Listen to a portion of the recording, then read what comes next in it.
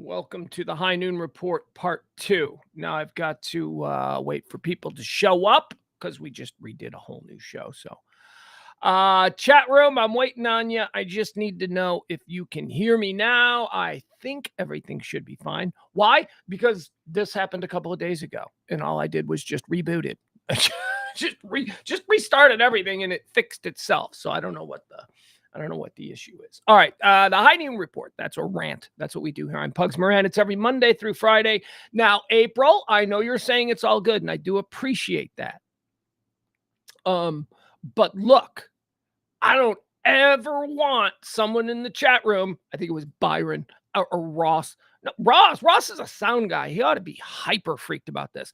April, I don't ever want someone in the chat room to maybe, I don't know, make you feel bad about alerting me to these issues, because these issues are important to me and we can get them all straightened out. We'll just get them all straightened out. We start out with a clear conscience. All right, back to my toilet water story. So I was talking about how I wash my clothes in the toilet. I don't really wash my clothes in the toilet, but I will say that because I think it sounds more colorful. The dog tracked mud all over my bed sheets, and I'm like, crap, because I've got a laundry building up because I don't do laundry as often as I should now that I don't have it just right here on premise. So I went on YouTube and I learned that you can wash your sheets in the bathtub. So I washed my sheets in the bathtub, and they said, and if you're doing it this way, you might as well just go ahead and use body wash or shampoo. So I use shampoo. I wash my sheets in shampoo. I washed like 4 sets of sheets by hand in shampoo. I've been sleeping on them now for 24 hours. Fantastic. Clean. Oh my God, do they smell good? They smell like shampoo. Okay, so we established that. I told you yesterday. I'm quite proud of what I was able to figure out. Same thing that pioneer women were able to figure out. I mean, there was a thing called a washing tub. So maybe I probably didn't have to use YouTube. But my point stands. It cleaned it really good. So, it got cold, and I went to put on a sweater. And I put on a sweater, and I'm like, as I'm putting it on, I look at the label and it says hand wash only. I'm like, hand wash only? Why, I can do that. So I washed like 5 sweaters, like big bulky sweaters that I don't wash sweaters. I wash sweaters like once a year. Like, that's it. And even then, most of them, you got to send them to a dry cleaner, because sweaters are, you don't want to get them all jacked up in the washer. So, and why do you wash your sweaters all the time? How often are you wearing sweaters? I mean, I guess I'm in Texas, so maybe there's like 3-4 opportunities a year to wear sweaters. You wear it, it's usually there's something under it. It's not on skin. It's not like soaking up sweat or anything typically. So yeah, just fold it up, put it back in the sweater box. Anyway, my point is, I haven't washed sweaters in, I don't know, a decade. It's been a while. I hand washed my sweaters yesterday. Look at me. And full disclosure, while I was at it. So that I do this show. I've been doing the show now since, I want to say May or March, wearing the exact same thing every show. I started to do that because editing, there were things from different shows that I wanted to make a super cut where I wanted everything to look the same. But then we had different studios for a period of time, and that got screwed off. Point is this: I wear the exact same thing every time I appear on camera. This decision was also come to after I realized I don't have anything new to wear on camera, because I don't look at this like I'm just in the other room. I look at this like, dress on camera as if you were going out to meet people. This, think of this as public. Don't be like, slovenly. So I was trying to dress, and I was going through a lot of stuff. So I decided one outfit, good for editing, and one wear. You guys, okay. So I wear this show every day for 2 hours during the day and then 1 hour at night. I've never washed this shirt in like 6 months. It goes right back on the hanger and right back in the closet. I'm like Mr. Rogers. I don't lay around in the shirt. I don't wear this shirt out, but I hadn't washed it in like 6 months. And last night, as I was doing my sweaters, I was like, I really need to wash it. So I washed it, and look how clean it looks. If you go back and you look at like videos, because I did this from like just randomly in the last month, you'll see there were little stains and there were little white marks and stuff. But anyway, look at me, Susie Homemaker. Jeff says his mother-in-law, still washes all her clothes by hand. I am convinced that it might actually be better. This shirt is ridiculously clean and fresh and crisp. I might be better. I don't know. I might wash a blanket this afternoon. I might wash a blanket with shampoo in the tub. By the way, here's the other thing I noticed that we never get to see because of washing machines. We don't really get to see the water. Dude, you guys know how dirty clothes are? Do you know how dirty the tub water is after you drain it? So here's what you do. Fill it up with cold water, a little body wash, throw your clothes in there, and then just mix it all up. Let it sit for a while. Let it sit and soak. Then go and mix it all up again, just like your washing machine. Then let it sit for a while. Then you drain it all. Then you run the shower over it all. You get all the suds away. Then you fill it up again with cold water. Clean cold water this time. But my point is this. When the original dirty water goes away, oh my God, are our clothes filthy? Our clothes are filthy. I could talk laundry all day. Hi, Byron. Byron's in the chat room. Let's see. Byron says, I refrain from mentioning the same outfit daily. Glad it's not just you being gross. No, there was a reason for. I know. It's. I was like, I was going through too many clothes, and I figured in my head, I was like, if I just wear the same shirt for like 3 hours a day, went inside and seated. I mean, I'm not doing anything. There's not people smoking around me. I'm not out in public with gross shit. And then the minute the show's over, I take it off, hang it up, put a t-shirt back on. I don't know. Not me being gross. All right, let's get started now. For real. Welcome to the High Noon Rant. Today's show is brought to you by our executive producers. The High Noon Rant is a B&B production. That's right. Jeff B. and Kevin B. Thank you so much, you guys. You guys came through yesterday. We started the show. We're in push week. We are in push week. This show exists because of good folks like you. This show has been going on for 2 years now. We have a nut we have to make every month. And in the last month, the last week, today being the 31st, it's the last day. But I always pay my bills late. So we got till the end of the week. This is a push. I said yesterday we needed $375. This show needed to make in 5 days, 10 hours. This show needed to make in 10 hours, $375. It's more than that. I'm actually working for hours before putting it together and all that. But my point is this. We are getting there. Thank you so much to the B&B boys who got us down to, the number was 375 yesterday. The number is now down to 335. Thank you so much, B&B boys. I'll keep you updated on this because I think that's only fair. Appreciate it. Today's executive producers, Jeff B. and Kevin B. Now, Jeff's a little old son of a bitch from the chat room who, I don't know Jeff. Jeff and I have never met before. I imagine if we do, we'd give each other a big hug and then probably insult one another. That seems to be the way we do.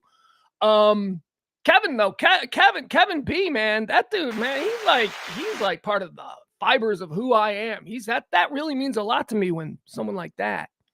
I always get verklempt when people like Kevin B or Mama B or whoever, just people who knew me when I was like, well, I'm garbage now, but knew me when I was like, I had potential. That was, so it means a lot. So thank you, folks. It really does mean a lot. This whole thing. I hate being an evangelist. I hate the whole idea. But, this is a specific kind of talk radio.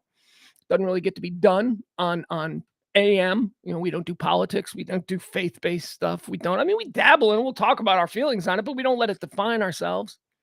Some of you do. Some of you idiots in the chat room do. Yeah, but, most of us. And by the way, chat room's fun. All right, so that's what we do. So if you want to help out the show, we are in a push month. Anything and everything, we are gonna see if we can make it another month. Okay. What do I need to put here? I need to do something. Excuse me. Holy crap, you guys! Monday Night Football, the Lions won. Do you know what that means? It means the Lions won. That means that Kelly basically ran the table with her stupid picks. Kelly and me, my former partner, Kelly Moore, we've been doing football picks ever since like the 1990s in Chicago. Her thing, her bit. And she picks teams based on the mascots. Could a bear beat a lion? That whole thing. I don't know if a lion and a bear, who's at home? Oh, they're in the lion's den? She crushed it last week. She just crushed it. I think she lost 3 or 4 games the whole week. It's incredible. Practical Picks. You can find that on the Radio Misfits Network. It's not your average pick show. It's not a football nerd show. It's me talking to a woman who doesn't know anything about football and trying to figure out her logic. It's fun. That's all. Practical Picks. Kelly's doing really well. All right. Welcome to the High Noon Rant. I'm Pugs Moran. It is Halloween. Happy Halloween. 304th day of the year. there are 61 more of these remaining until the end of the year. So there you go. 61 days between Halloween and New Year's Eve. No, New Year's Day. Yeah, I mean, I don't know, man. I don't know. Whatever. I can't think like this right now. All right. The show works like this. We go through a couple of, it's just me stream of consciousness, just talking and ranting about the world. But there are subjects that we get into, and every day is different because the day depends on, well, the show depends on the day. We do it in 4 quarters. I like to look at it this way. The first quarter is erstwhile on this day. It's where I just run through stuff that occurred on this day, and we talk about it. We free ball about it. Then we go into birthdays. These are the people who were born on this day. Not everybody, because that would be crazy. A lot of people have been born on this day. Billions, I'd assume. Can't list them all. But the ones that I find something that I can, have a comment on, or someone who I think to be noteworthy, I'll mention. We'll do that. Then we do the deaths. This is my favorite thing. Quarter 3 is deaths. These are the people who have died on this day, and we decide if they've been if they're going to heaven or hell. A lot of good ones today. We got some good deaths to talk about today. So that's the first 3 quarters. Erstwhile on this day. Take a look back at history. Birthdays and then the deads, as I like to call them. Those are quarters 1, 2, 3. Then we get into the hot topics, the current events, the headlines, whatever it is that people are buzzing about. I'll run through all the day's news and we'll talk about it. We'll chew on it. And then we'll call it a day. We'll leave. And that's how the show runs. We do another stream, the 9 p.m. stream, which is the Radio Misfits stream. It's myself and James Parker. I think we should do a show tonight. James is like, you saw, like, we can do a show. All right. So I'm thinking we'll try and do a Radio Misfits show tonight. I'll say, James, let's do one. Cause James seems to have been wanting to do them the whole time. Cause he doesn't like baseball. Cause he's a communist who likes soccer. Weirdo. He hates baseball. He's like, we should just do a show. He's like that. I'm like, what? So, maybe we'll do a show tonight, but I'm going to have the TV on and I'm going to be watching the game. So when he says, what do you think of that? I'll say, I'm watching the game. I want to do like a game watching experience together, but I don't know how to do it with the delays. It's such a pain in the ass, but maybe we'll give something a shot tonight at 9:00. Okay. Let's get into erstwhile on this day. Let's take a look at all the events that have shaped this day, at least our perceptions of it. Give us a little edge on what maybe we can expect in the coming hours on this day, erstwhile in 1517.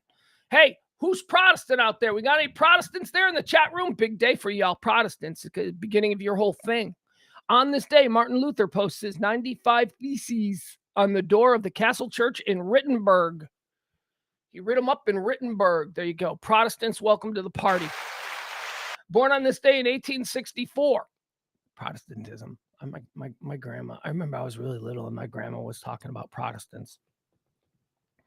She was Catholic. She was like, she didn't really have a choice. Like, she was just like, this is what you are, when you're born in 1850. My grandma wasn't born in 1850, but you know what I mean? When you're raised by people who were born in 1850s, point is this. She didn't like Protestants. She thought that they were coward Catholics. That's what she called them. Coward Catholics. I didn't understand it, but whatever. Apparently, on this day, Protestantism became a thing. Also becoming a thing, weirdly enough, Protestantism becoming a thing on the same day in 1864 that Nevada became a thing. That's right. On this day in 1864, Nevada is admitted as the 36th state. On this day in 1895, the strongest earthquake in the Midwestern United States strikes near Charleston, Missouri, causing major damage and killing at least 2. At least 2, because a bunch of farmers. So 2 people got shit that fell on them. That's it. Because, it wasn't like built up back then. But this is the New Madras fault line. This is anybody who grows up in the Midwest or grows up in, I grew up in the suburbs of Chicago, but anybody who grows up in the Midwest and all that, we're told from a very early age, yeah, don't be distracted by California. The big one's going to happen in the Midwest. The New Madras fault line is like the Continental Divide fault. Like the one out there in California, that's just going to shear California off into the ocean. The New Madras one is going to cut America in half. It's the reason the Mississippi River exists. The Mississippi River, that crack right down the middle of our continent. Yeah, that's from that. And on this day, That is the last time New Madras is like shaken a couple of times, like in my lifetime. People like there are stories like people felt it in Chicago. Nah, not really. Not because it hadn't been a big one. But if there was a big one like the one in 1895, definitely there'd be some problems because Chicago buildings aren't built for, earthquakes. It's not really a thing. On this day in 1913, the dedication of the Lincoln Highway, the first automobile highway across these here United States. Why do I mention this? Seems like a stupid thing to mention. Because I lived off Lincoln Highway. I drove Lincoln Highway every damn day. If you grew up where I grew up, Lincoln Highway is a major thoroughfare, Route 30. You take it everywhere. You never think about it. You never give it any thought. I was probably 10 years ago when I was walking on an adjacent path called the Old Plank Trail that runs alongside the Lincoln Highway. And as you walk this path through these woods, you see these little markers and little Indian things. And I'm like, what the hell is going on here? So I look up that trail, and it turns out that that's an ancient Indian trail. Right now, it just runs through neighborhoods, and ladies with wine walk down it on the bike path and stuff. But it's an ancient trail that the Indians used to use to connect the southernmost tip of Lake Michigan all the way across Illinois to the Mississippi River. It was that trail. And that's what the Lincoln Highway was based on. You driving people in that neighborhood, they drive Route 30, Lincoln Highway all the time, and they think, well, it's just named after Lincoln. Well, yeah, it's named after Lincoln because it's the first highway ever in America, the Lincoln Highway. I am familiar with the stretch that runs through Matson and Frankfort and Mokina and all that. On this day in 1941, after 14 years of work, Mount Rushmore is completed. Congratulations. It took you long enough. Don't we have another one of those? Like we got Mount Rushmore. Like, okay, I think we think carving giant things in the mountains is more common than it is, or it's very common. And for some reason, Mount Rushmore is just the best of them. I don't know. Isn't there like a giant Indian somewhere in Wyoming being carved into a mountain that looks really awesome, but it's taken like 50, 60 years to do, and now people aren't paying. I don't know, whatever. There's like half, right? There's something. It looks really cool. Like if you go online, I wouldn't even know how to Google search it. Half incomplete Indian mine. I don't know. I don't know what it would be, but it's pretty cool. It's pretty cool. Mount Rushmore is pretty cool too. Is there room for more people? Because shouldn't that be an ongoing thing? Shouldn't Mount Rushmore be a fluid thing? Like maybe there's another mountain next to it. You can get started on your Obamas and your Trumps. Let's see here. After 1994, on this day in 1994. Yeah, this one sucked. This man, what the 90s, there were no rules. On this day in 1994, American Eagle Flight 4184 crashes near Roselawn, Indiana, killing all 68 people on board. This is a small little commuter plane. Not small, but probably fit 100 people on it, but it was not, it was propellers. One of those a big plane, but with propeller. You see them. The reason I mentioned this one, because I don't do a lot of plane crashes, because I had to cover this. I was on a morning show in Chicago, and I was the wacky stunt boy. And this plane crashed, and they're like, hey, man, you ought to go down there and cover it. And I'm down there. I'm a wacky stunt boy. This is a plane crash. There is no room. I also did Dahmer, but that was more weird and creepy. I was like, this is really creepy and weird. Like that you could understand. This was, I didn't do stupid stunts or anything like that. I wouldn't. But I just felt like I shouldn't be. More serious people than me should be handling this plane crash. This plane crash, by the way, this is the plane crash that has made me afraid to fly in the winter, because this plane crashed because the wings iced over. Because it's October.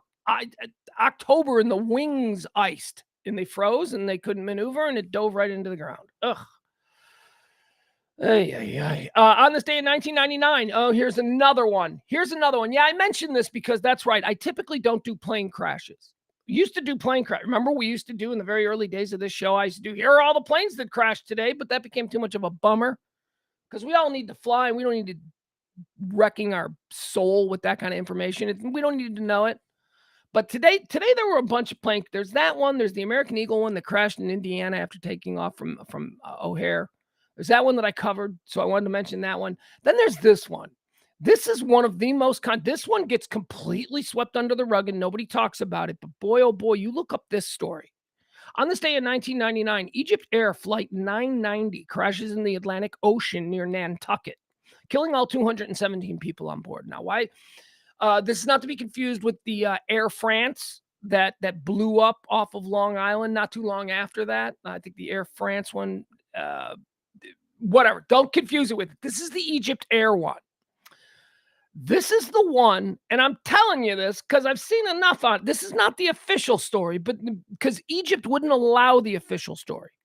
It happened in international waters, but it had a whole bunch of Americans on it, and it happened off the coast of Nantucket. So it was, close to America. So the NTSB was asked by Egypt to do the initial investigation because they were there and on the ground. And the NTSB came back and said, yeah, we're going to refer this to the FBI because we feel this needs a criminal probe.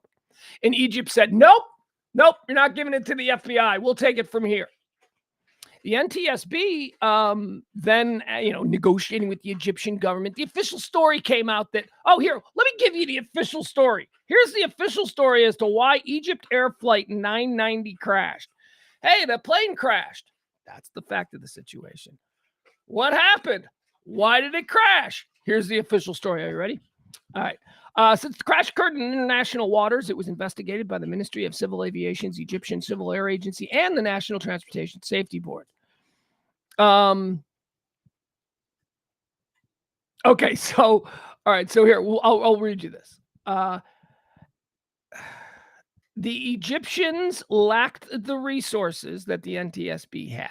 So the Egyptian government asked the American government to have the NTSB handle the investigation.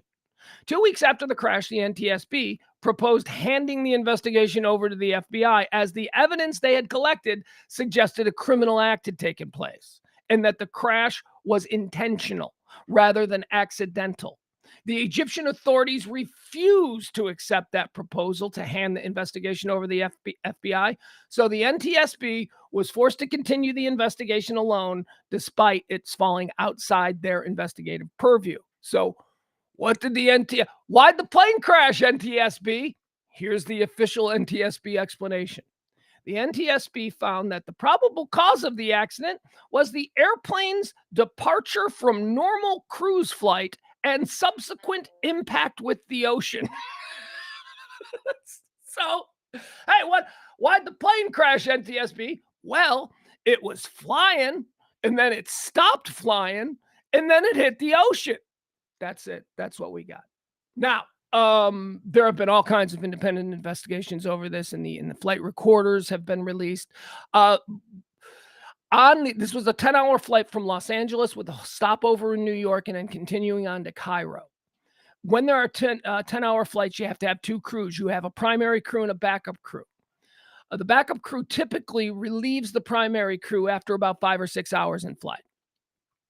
On this particular flight, the co-pilot of the backup crew went into the cockpit and told the co-pilot of the primary crew, I'm going to relieve you now. And that co-pilot said, we just got up. It's only been 20 minutes. We've been in here 20 minutes. I'm fine. I'm fine. They convinced him to switch. He switched.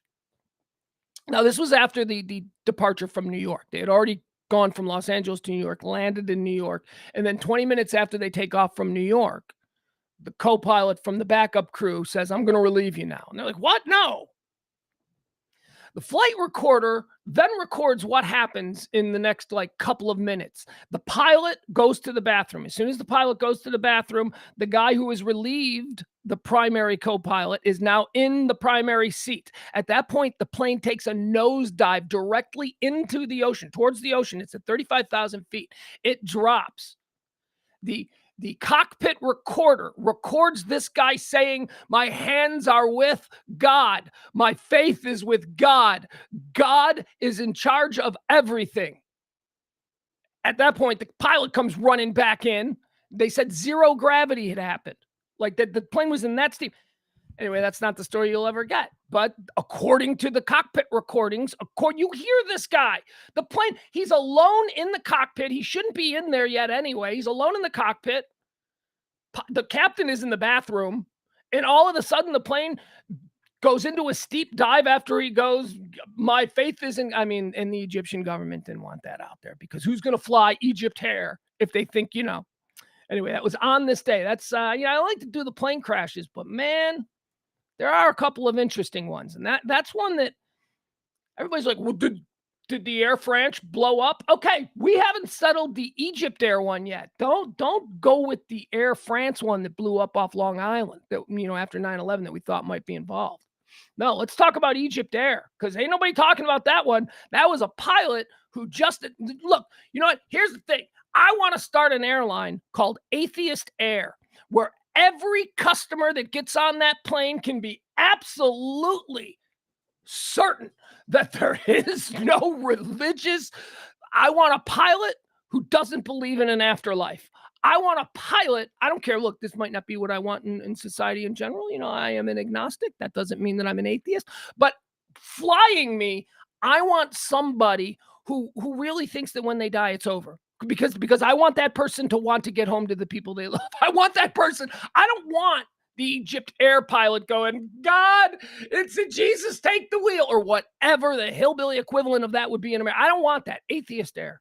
You'd buy a ticket. You'd fly Atheist Air. Our commercials would just be that. Our commercials would just be me saying what I just said. I'd clean it up. It'd be more articulate because, commercial airtime is expensive. But I'd be like, none of our pilots believe in God. All of our pilots believe in engineering and science and all of that. And they are really into how well this machinery is working. When they're depressed, they go to therapy and they talk it out and they try and handle their own individual things. They don't decide to take a plane load of people out because that's what Jesus would want, or Allah, or whomever.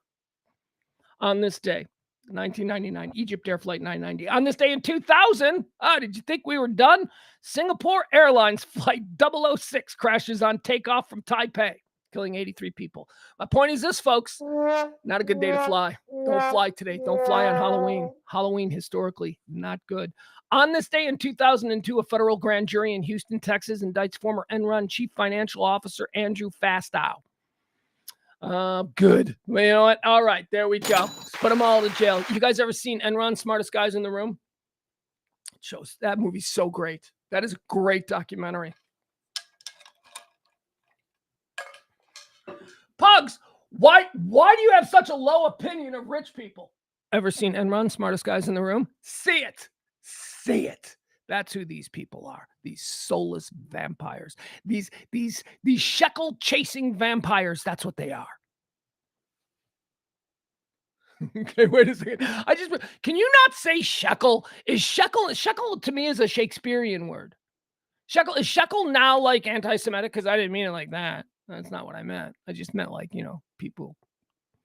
That the people at Enron who started holding energy hostage and were heard joking about it on recordings about how many old ladies we gonna kill because we're turning the air conditioning off. Ha ha ha! I don't know, but look at our stock price. See the movie. This is what those people said. This is how those people act. But go ahead, keep carrying water for the billionaire class because they're good people, and one day they might let you join their club. No, you take their fucking club and burn it to the ground. Who's on this day? Enron, Andrew Fastow. Got convicted. Good for him. Good for him. All right, let's do some birthdays. Buona, buona, buona. They say it's their birthday. Happy birthday. Born on this day, Miss Ellie. Barbara Bell Gades. I don't know how to say it. So my son lives over by South Fork. The South Fork Ranch, from Dallas. You know that thing? So it was over in that area. And we were going, where were we going? I was taking him to some rec center. And we ended up driving past South Fork. And I go, yeah. I go, oh, I think that's South Fork. And he goes, yeah, there's some pretty nice houses in there. I guess there's houses over there or something. And I'm looking and I go, you know what that is, don't you? And he goes, Yeah, it's something famous. A president used to live there. Like he had no clue what South Fork was, but he knew it was something important close to where he lived because people talked about it. I'm like, nah, dude, the president didn't live at South Fork. It's not like a former president's house. It's not what it is. So I explained it to him. Miss Ellie, Barbara Bell Gates, born on this day in 1922. Happy birthday. Born on this day in 1926, Jimmy Savile. Ooh. Oh, boy. Jimmy Savile is the British Dick Clark meets Captain Kangaroo. That's right. They cut out the middleman over there. They just went full pedophile. They just went full. It's like a kid show, but he prefers teens. Jimmy Savile turns a big, huge, major star, like Sir Jimmy Savile, like all of that shit. He had all these honors. A damn legend in England. Children's host, TV show host, music show host, Top of the Pops. Jimmy will fix it. He was on TV for 50 years.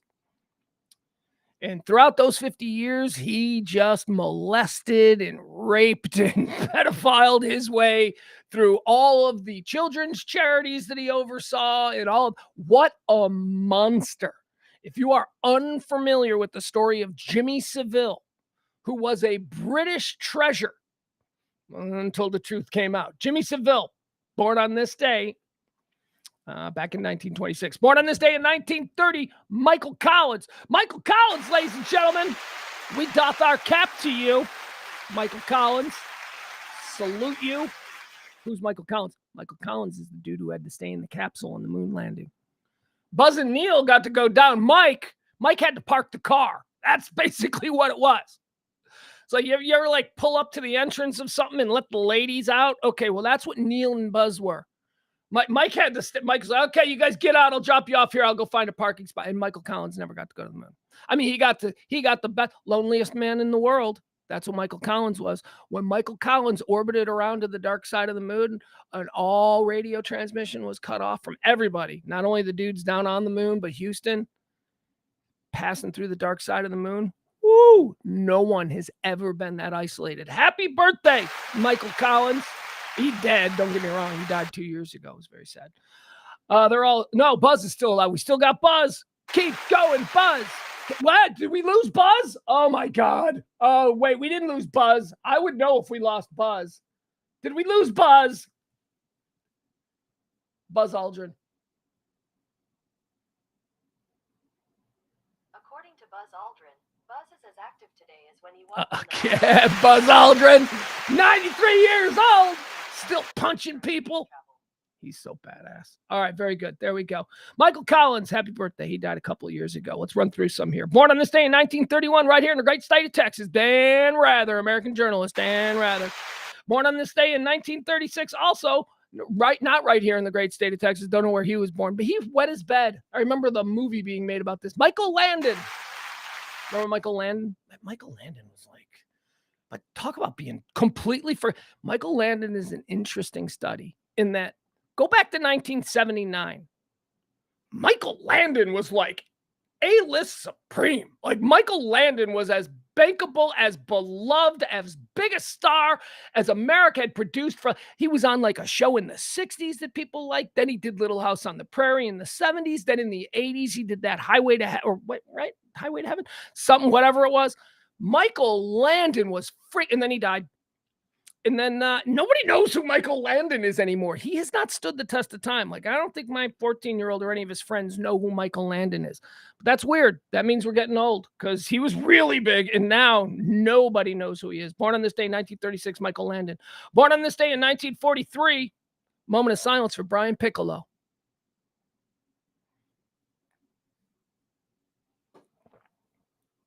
Wait, does that count? Is that disrespectful? You can't take a drink during a moment of silence, right? It's not a thing. I have another question. That's a question. Is that a thing? Like, moment of silence, you just got to like shut everything down. Anyway, Brian Piccolo, ladies and gentlemen. Oh my God.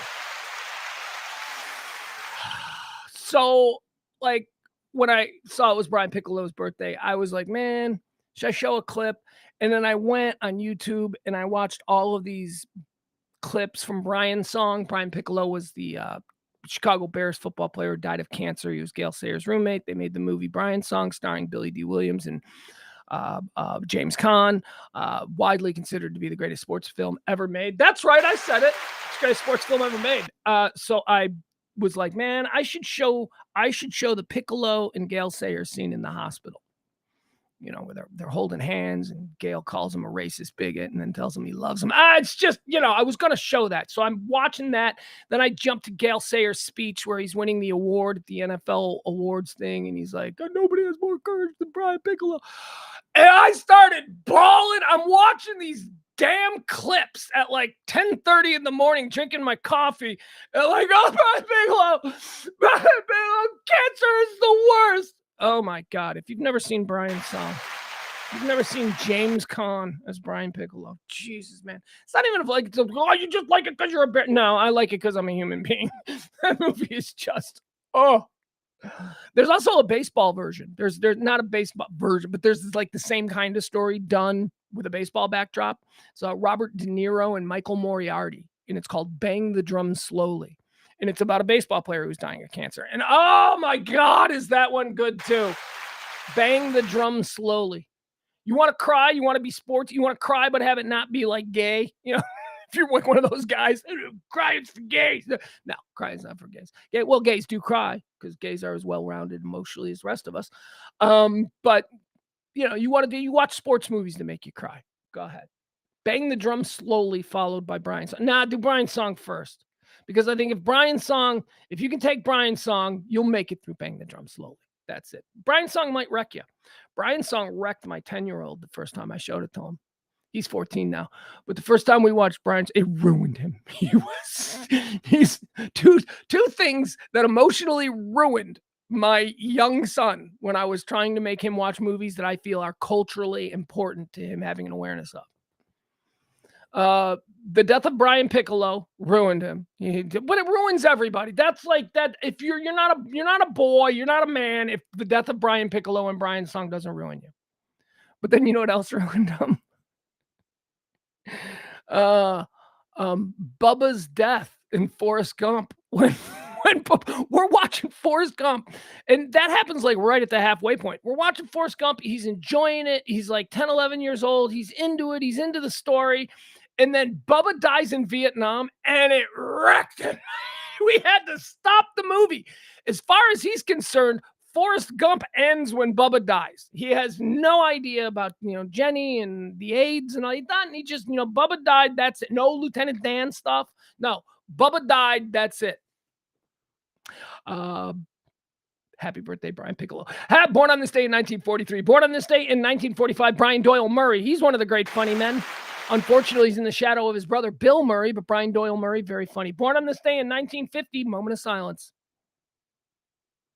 Okay, this doesn't count for the moment of silence. When I said moment of silence, I almost instinctively went to grab my coffee, even though I just pointed out that I think that might be disrespectful. So real moment of silence.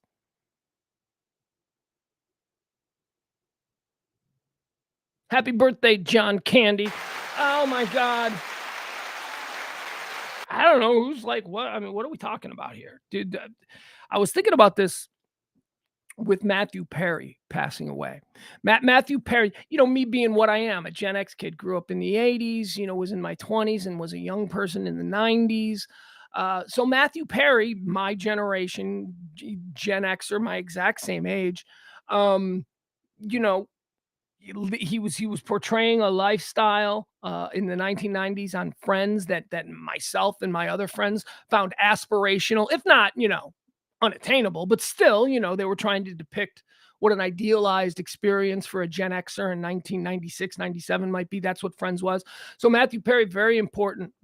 I was thinking about, I'm like, man, where in the lexicon of like people who were just touch tones for our generation, Matthew Perry on the back end of it for sure. Cause we were starting to grow up and be older, but certainly as young 20s Gen Xer, Matthew Perry is Chandler from Friends is definitely important. John Candy was that too. Like John Candy, man, losing John Candy for our generation was like, boom, huge. We could do a John Candy draft, but again, every year on his birthday and every year on the anniversary of his passing, I probably do a John Candy draft.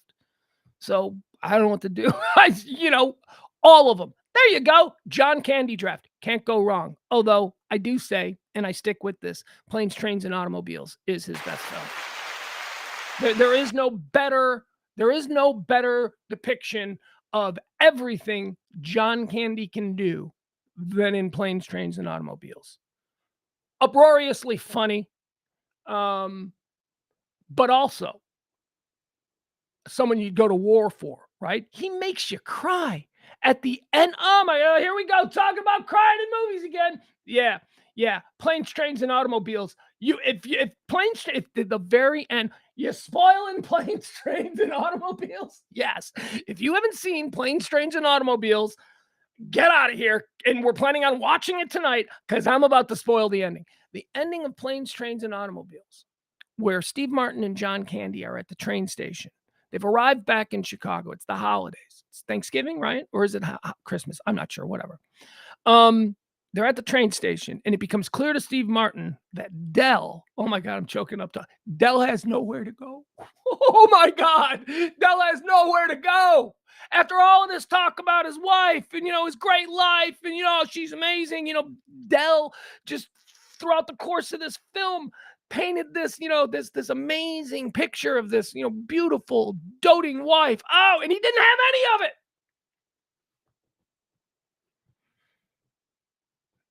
Look, what is this? This is an emotional train wreck. And then he shows up at Steve Martin's house, and the door opens, and it's Steve Martin's wife. She's hot. And then it's Steve Martin's kids, and it's daddy. And it's Christmas, and the table is set. And John Candy's, oh my God, John Candy. Oh, his death wrecked me.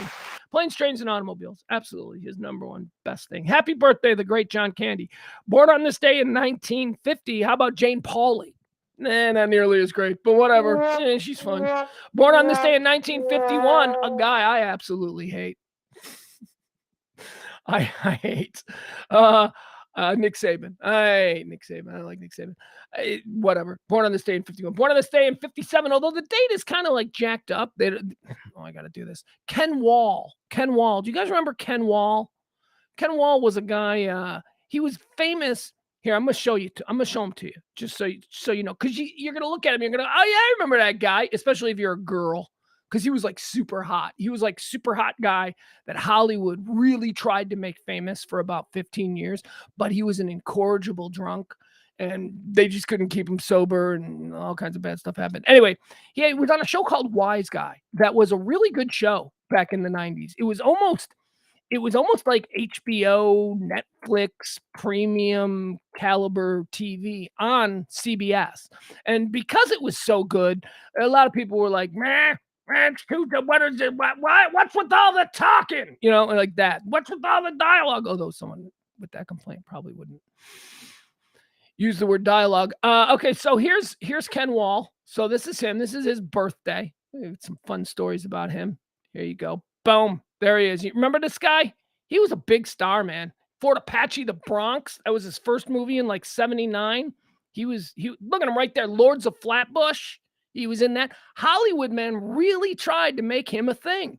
Look at him with his White Sox hat on. There you go. Southside Ken Wall. Love it. So there he is. Look at him. So handsome.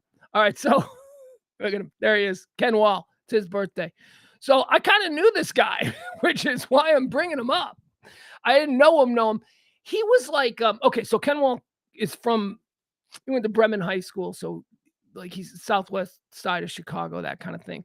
But, hung out in that part of town. And when Ken Wall became famous, he still lived in Oak Forest. Like he was doing Wise Guy, but he still had a place in Oak Forest. And he used to hang out at all these bars. And this was like at a time when I was first starting to go to bars. I was either 20 or 21 just there. And there was a bar called the Heartthrob Cafe that opened up in the mall that we frequented to. And it was a hot club for a period of time. And all my friends worked there. Some of my friends who were 21. Remember, I was probably 20, but I had a fake ID. All my friends worked there. Doormen, bartenders, all that stuff. So we used to hang out at the Heartthrob Cafe. And you know who else used to hang out at the Heartthrob Cafe? Ken Wall. And this was when he was on Wise Guy. And this was after Fort Apache, the Bronx. Like he was like a thing. He was like, oh yeah, that dude from the Lords of Flatbush. And we used to go because I was 20 and it was a bar we could get into. So we would go to this place every night. And it was also worst case scenario, walking distance to all our homes. We go to this place every night. We hang out because our friends were there. It was crazy. And they had nickel beer. Think about that. Nickel beer. It was a nickel beer. You'd walk in and for $2, you would buy a plastic cup. Not a plastic, like a plastic, like a mug, like a plastic beer mug with nickel beer night written on it. And then you just go to the bar and you put it down for a nickel. Give them a dime, you get to. It was crazy. Yeah. I mean, that was the 90s. Like I said, no rules. Imagine if a bar did nickel beer night on Tuesdays now. Anyway. So he used to go there. We used to go there because of nickel beer night. Ken Wall was there every single night, all alone at the bar. This dude right here. Show him again. He was there every night, all alone at the bar, just sitting there drinking. He was kind of sleeping with this girl. So a friend of mine, okay, here's how it works. So a friend of mine was a waitress there. Her older sister was a bartender there. Her older sister was sleeping with Ken Wall. Man, he used to get just completely shit hammered. He used to have to help him out to the. So anyway, what happened with his career? You're wondering why Ken Wall, a guy who looks like this? Why Ken Wall, a guy who had hit shows like Wise Guys and starred opposite Paul Newman in Fort Apache, the Bronx? Why? Alcoholism. That's why, because he couldn't stay sober. And at some point, Hollywood went, yeah, you're good looking and all, but man, you're a drunk. He also had 2 motorcycle accidents, 2 very serious motorcycle accidents that he claims is the reason that he can't work in Hollywood. Now, that's not telling the whole story. Those 2 motorcycle accidents caused him to fall into like a 20-year painkiller addiction. So in addition to the alcoholism, now it's the painkillers. And oh, by the way, those motorcycle accidents were caused because he was drunk. So happy birthday, Ken Wall. We Southsiders from the Orland Park, Tinley Park, Oak Forest, Midlothian area, we were really hoping that you would become a star, but you didn't. You blew it. Born on this date in 1957, sorry. Although it says here that's in question because it lies. It's like he lied. He's been lying about when he was born. Born on this day in 1961, Peter Jackson. He makes Hobbit movies. I've never seen him. Born on this day in 1961, Larry Mullen Jr. He's the drummer from U2, so respect. Born on this day in 1963, Johnny Marr. He's the guitar player who put up with Morrissey and the Smiths, so respect. Born on this day in 1963, Fred McGriff. He's the crime dog, cool-ass nickname, respect. Born on this day in 1963. Well, you know it had to. You knew it was right around the corner, right? Because just the other day, didn't we do a happy birthday to Dylan McDermott? We did. We did a birthday for Dylan McDermott the other day, and I explained how Dylan McDermott and Dermot Mulroney are the same person. Well, guess what? Of course, it's Dermot Mulroney's birthday. I don't know who Dermot Mulroney is. I don't know who Dylan McDermott is. Born on this day in 1963. Here's a weirdo. This is like one of the worst guests I've ever had to put up with. This guy was just a weirdo for like no reason. Like we didn't get what he was doing. Ladies and gentlemen, he sucks. Rob Schneider. Oh my God. Some of you might remember this. You might remember the weird ass Rob Schneider interview we did about 15 years ago backstage at the Grammys where we were talking to somebody that we were really interested in. It was a good interview. I don't remember who it was. But we were told that Rob Schneider was here and he wanted to go on now. And we're like, all right, whatever. We'll talk to Rob Schneider. Rob Schneider 15 years ago was, not really what you'd stop or end an interview for, but whatever. We make people happy. That's why we're here. We're backstage at the Grammys. We're sitting in this nice booth. They're forcing us to, eat the best food and drink the freest drinks. Of course, Rob Schneider wants to sit down and have a conversation with us. We'll do it. Rob Schneider sits down. First of all, he's one of these Paris Hilton little bitch dog dudes. He's got a little dog in a bag, right? Just weird. Just from the beginning. I like weird, I encourage weird. But he was weird and he was pretentious weird. And he sat down and he started saying stuff like, I want you to just interview my dog. Like he's somebody really famous who we're going to put up with this shit from. And I think it was Kelly who said, Rob, I'm not even sure we want to interview you, which got everything weird. Screw you, Rob Schneider. You suck. Born on this day in 1963. Born on this day, and he was just such a. It's like, dude, you realize that we just hung out with. That's Janet Jackson right there, and you're the one throwing attitude. You're Rob Schneider. Don't know your place, boy. Anyway, born on this day in 1966. Here's a big one. This was we were just talking about people who are big and cultural touchstones for our generation and all that. Certainly Ad Rock, born on this day. I was thinking about that when I added this on the list. I was like, man, so where do the Beastie Boys fit in for Generation X? You know, for my particular pocket of Generation X. I'll tell you where the Beastie Boys land. The Beastie Boys made hip hop something that was suddenly on the menu for us. That was absolutely what the Beastie Boys did. You can, hip hop was not played on MTV. There were no hip hop radio stations. If you liked hip hop, you had to go to like a park on the south side or the west side, and you had to listen to stuff coming out of people's boom boxes. I mean, we're talking about 1990. That's where hip hop was at. Now, actually, by 1990, it had already tried. Okay, so let's go Licensed Ill, because really that's what we're talking about. So what is that, 86, 85, somewhere in there? And we knew it existed, and there were things, but there was a narrative. If you were a 10, 11, 12-year-old white kid in the suburbs, that was not music that we were supposed to be taken with. And so it was just, that's black music. Black music is what they called it. And then the Beastie Boys came out. And the Beastie Boys, first of all, it was eye-rolling, like, oh my God, look at these white kids doing this black music. And it was eye-rolling. But then, man, it was good.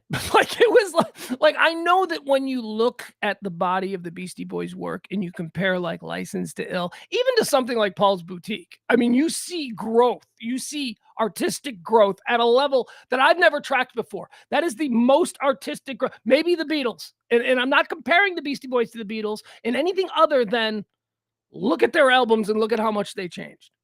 So, yeah, Beastie Boys, very important to our generation. And the passing of Ad Rock, very big deal. Today's his birthday.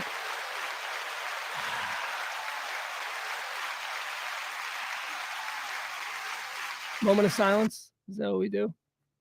Moment of silence for Adam Horvitz. All right, moving on. Happy birthday, Vanilla Ice, born on this day in 1967. I had one run-in with Vanilla Ice. I was sent to Miami. He opened a bike shop. He was running a bike shop. This is probably about 10 years after he had hit his peak. And he'd sort of been in the background, and somebody learned that he was running a bike shop. He was in a news story. He apparently gotten into some beef with somebody who bought a bike, and it made a little news story. And so they sent me down to South Florida to hang out at the bike shop to see if I could get an interview with Vanilla Ice. Now, again, seems like we probably could have just called somebody and Vanilla Ice would have given us an interview, but no, they put me on a plane because we had a deal with Southwest, and we did a game called Where's Pugs, and they'd send me somewhere in the country. And so I was there at Vanilla Ice, his bike shop. Vanilla Ice was there. Rob, Richardson's own Rob Van Winkle. I don't know what his name is. He was there. And I told him what we were doing, and he was totally down, got a big kick out of it. We ate Burger King. He sent one of the dudes to go get some Burger King. He bought the Burger King. He was like, "Did you want lunch?" We're gonna sit down.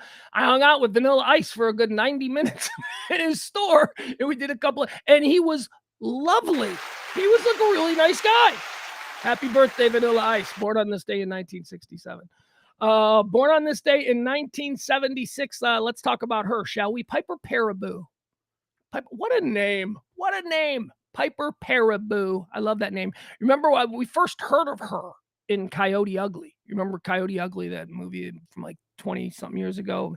Hot chicks dancing on bars. Now, it was a movie because it was so rare. Now it's just Tuesday in Addison. Now that's just, that goes on everywhere.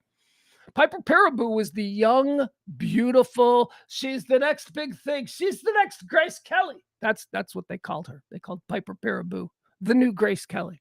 And she was beautiful. She was absolutely beautiful, but her career never really took off. I mention her because whenever I do see her in things, and she works from time to time, whenever I do see her in things, I'm always reminded of, she's going to be the new Grace Kelly. And I'm like, yeah, it didn't really work out.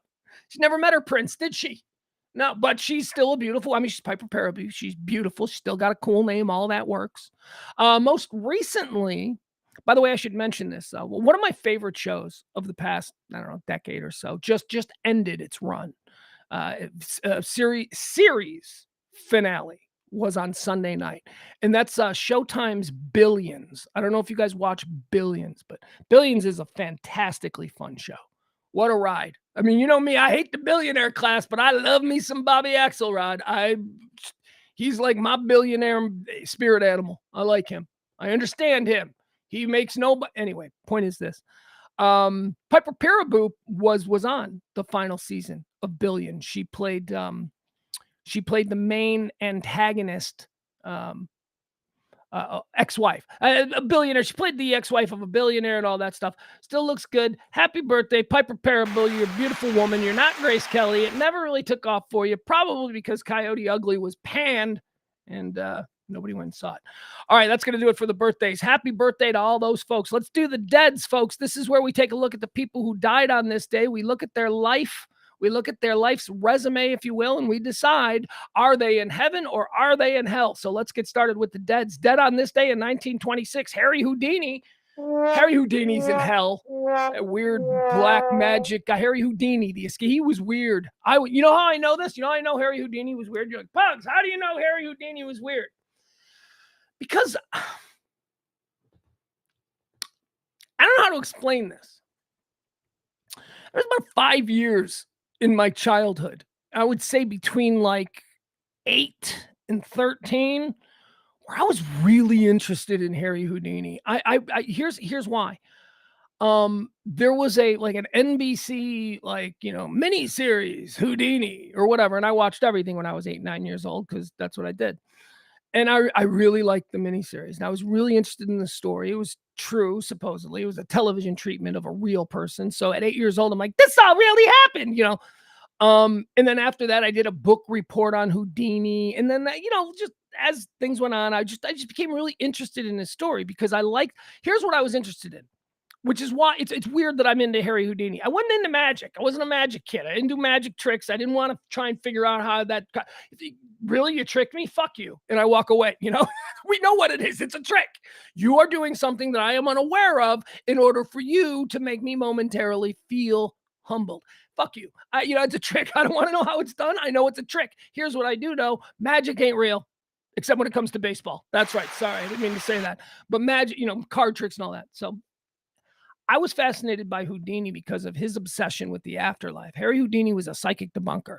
Harry Houdini was, as much of a magician as he was and a well-known escape artist, he was really also known as a guy that would expose frauds. And this was at a time in the world when there were a lot of frauds out there going, I can see the future. Psychics were big.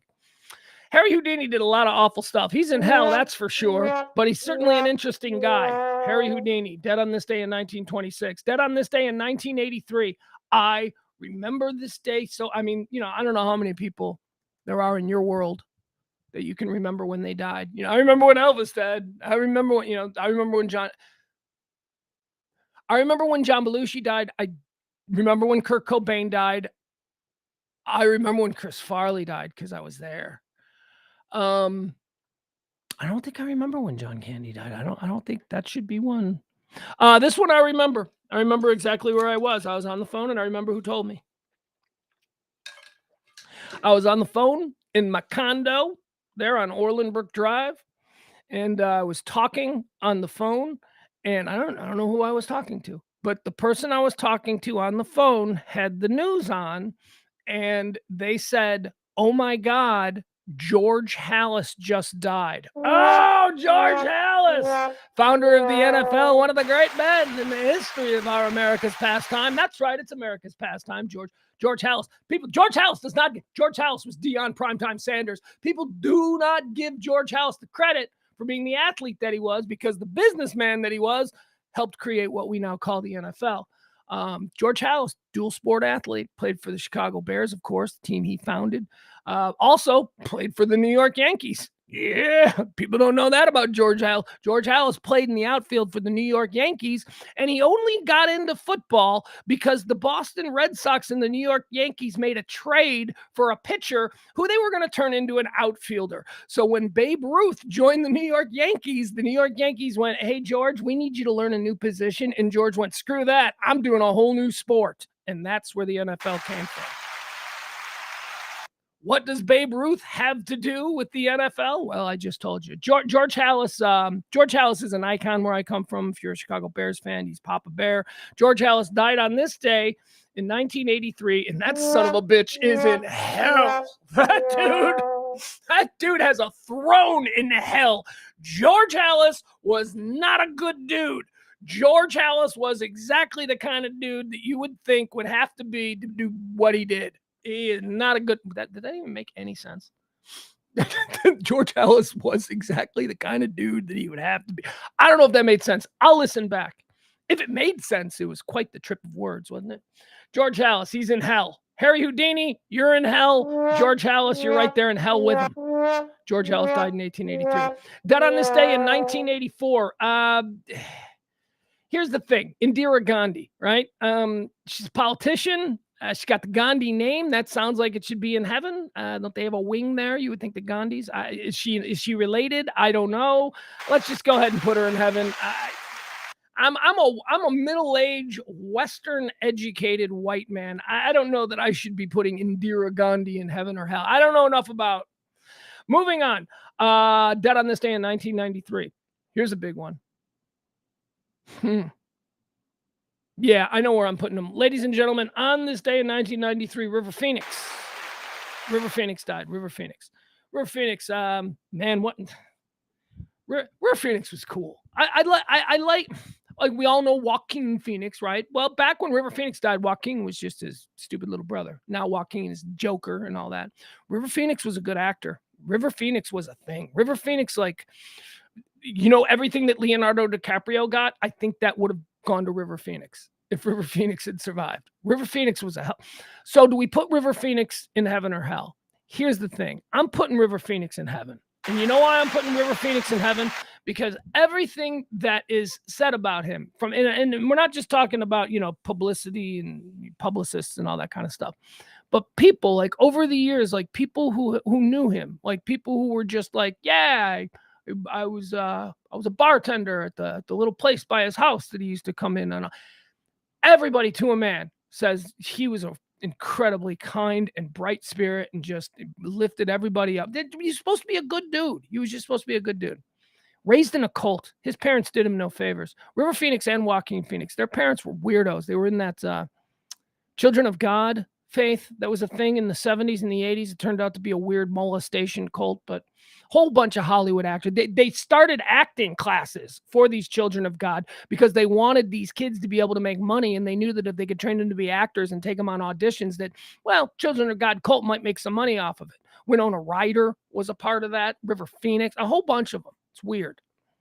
So his parents did him no favors. And yet still, as a young man, he had talent, made a lot of good movies, and apparently a lot of people thought he was a good dude. He was also a drug addict. Gee, I wonder if, his weird ass being raised in a cult had anything to do with that. Died on the sidewalk outside the Viper Room. He's in heaven. That's a really sad. That's a dude who went, that's a guy who, there was so much promise, but when you look at his life, you're like, holy shit, man. I mean, he is lucky that he became a movie star, because if he didn't become a movie star, he'd have been hustling blowjobs at the bus station. That's kind of the two paths that he had. He was not given many good chances in life, and he made the most of them. River Phoenix, dead on this day in 1993. Dead on this day in 2008, Studs Terkel. I love me some Studs Terkel. Studs Terkel, an icon of the working man, Pulitzer Prize winner, broadcaster, writer, early television host. Back when they were just giving out TV shows to anybody, Studs Terkel got one. You know what Studs Terkel's national TV show on the NBC network was, like in 1955? It was called Studs Place. And you know what the show was? It was just him standing behind a bar, and then just random people showed up and they made small talk. That's it. That was the whole show.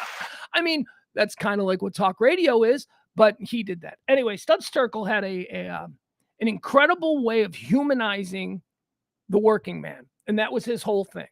You know, my whole, you know, I jokingly, I comedically is, I hate the billionaire class. And, you know, I'm very much, you know, for the middle class and empowering the middle class. If you wonder how I got there, just go read about Studs Terkel. Studs Terkel he was a people's person. He was a man of the people, and he was legit. He was also blacklisted. He was considered, oh my God, back in like the 1950s, he was considered like a commie, liberal, lefty, all of that stuff. Not because of politics. I mean, he was anti-communist. He was pro-American. You know, he's a working class guy, man. You know, that was his whole thing. He's like, what are you talking about? We fight these wars. I fought these wars. He was that guy. He wasn't anti-American, but he had black friends, and he thought that, you know, the races shouldn't. He didn't have any problem with, like, you know, people's colors or their religions. So he was blacklisted from Hollywood and called a communist. That was America. He was the voice of the working man, and that scared the shit out of Washington, because this particular voice of the working man was totally cool with white men having black girlfriends, and, you know, that's all I'm saying. Studs Terkel is a great influence on me. I love this guy. Studs Terkel is absolutely in heaven. I met him on a street corner. I met him only once. He's a Chicago icon, but I met him only once. I was working in radio, and I don't remember what I was doing, but I found myself on the corner on Michigan Avenue where the Walgreens is, right there next to the water tower place. I'm not sure what street that is. Anyway, I'm standing on the corner. I come out of the Walgreens, and I'm waiting for the light to change, and then some other dude comes out behind me. He's coming out of the Walgreens too, and I turn around, and it's Studs Terkel. And it's like me, a young radio producer, and this 90-year-old icon. And he's just walking the street. Why? Because he's a man of the people.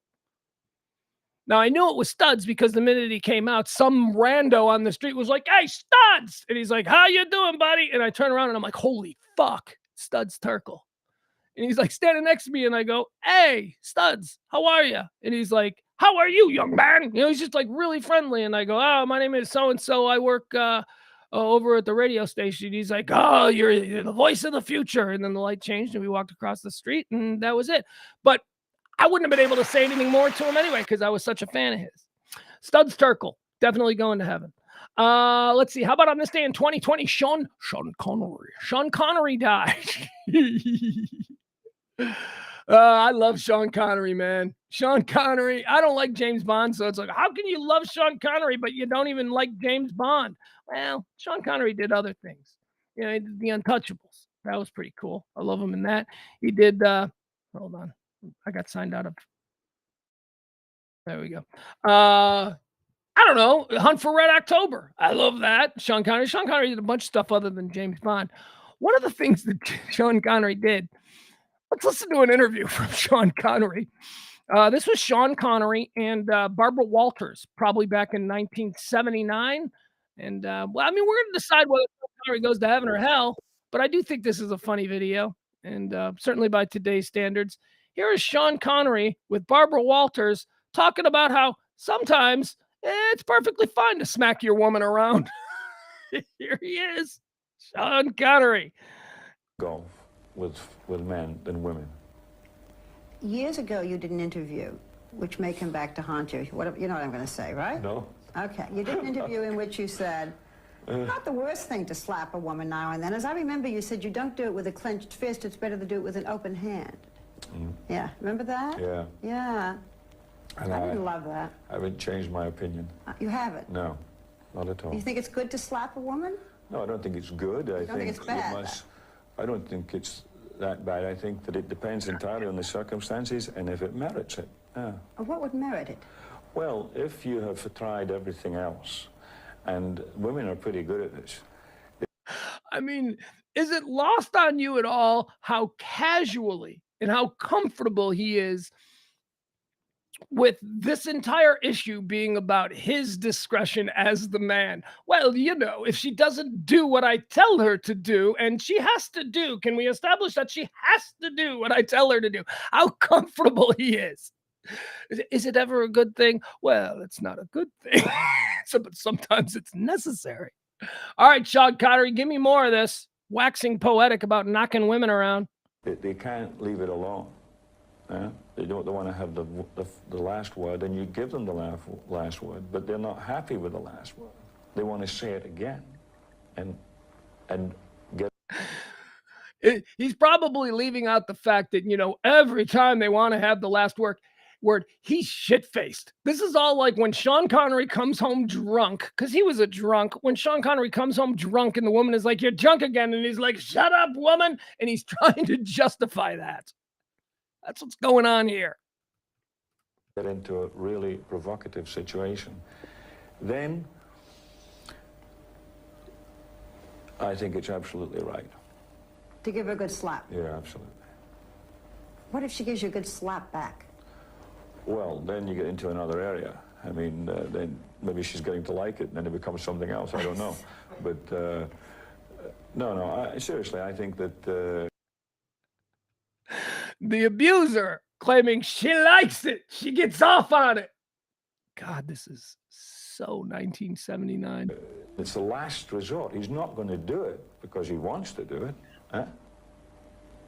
Wait till people see this interview. Are you going to get mail? Might get some female. And yeah, he ends it with another truth. He told you the whole truth. He told you that that's how he feels. He didn't care. And then he ended it with another truth, was that, hey, you know, this might make women think I'm sexier, because that's also a thing. That is also a thing. Not saying it's the norm, but holy shit. Nah, Sean Connery, he's going to hell, man. That guy. All right, that's going to do it. Those are the people who've died. Those are the people who have died. Let's get in. All right. Let me go back to this. We'll get rid of these dead people. Once again, I would like to thank today's executive producers here on the show. The executive producers for today's show are, of course, it's a B&B production. Jeff B and Kevin B, thank you so much. The number we needed was, I think it was 370, 375, and we are down to like 335. We need to get down to 0 by Friday to continue for the next month. So thank you so much. Anybody that can do anything to drop us in and get us there, that would be greatly appreciated. Today's big tip becomes the executive producer of tomorrow's show, just like Jeff B and Kevin B are here. Top stories of the day. Oh, by the way, I'll put this up if you want. If anybody's so inclined, they want to drop something, there you go. Okay, here are all the hot topics, the top stories, and everything that's happening in the world today. You ready?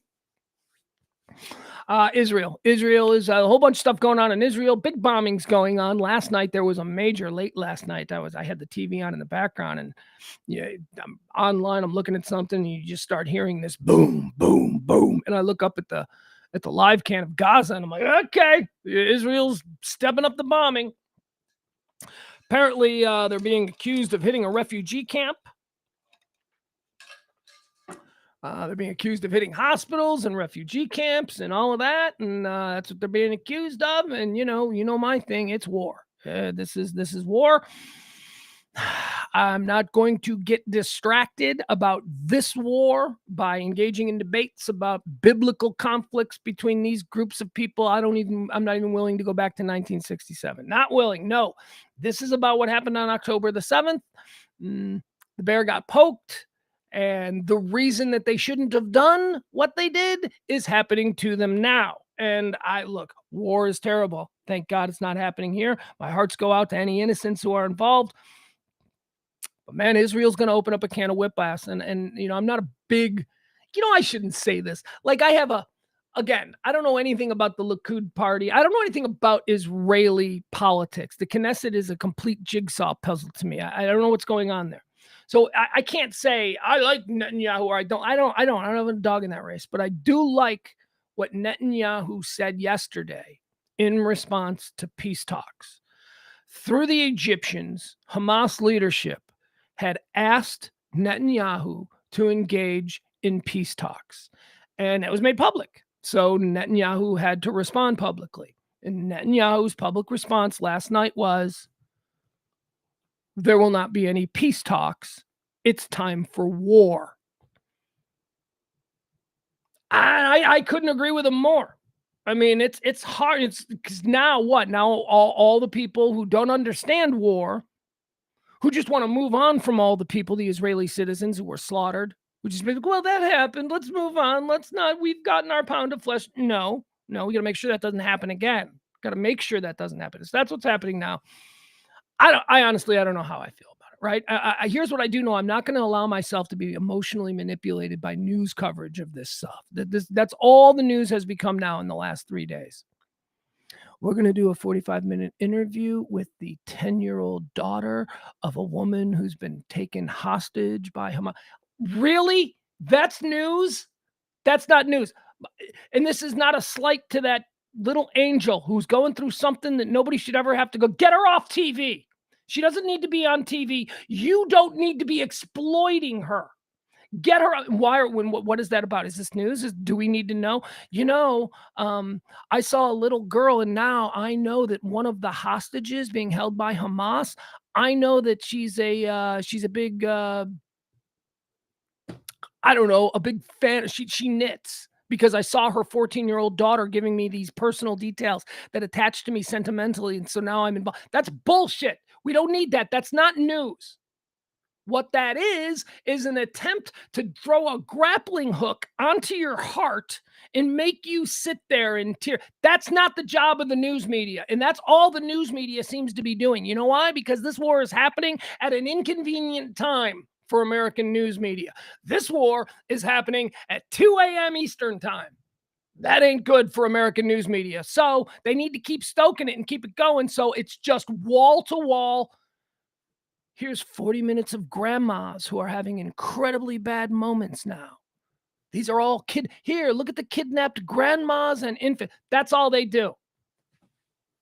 I do think that there was probably some editorial meetings where they're like, should we actually just do like some heavy Matthew Perry coverage? Because if the Israeli war wasn't going on, and maybe if like the speaker situation or whatever, but if it was just sort of like normal news times, the Matthew Perry death would be everywhere. It would be a much bigger story.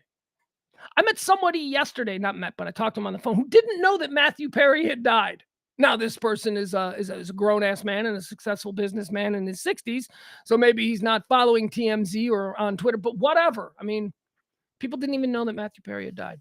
So what's going on in Israel? I just told you what's going on in Israel. One of the things, one of the really bad things that happened that we now know about is that beautiful young girl, Shanna Loke, is now dead. We know that she's dead.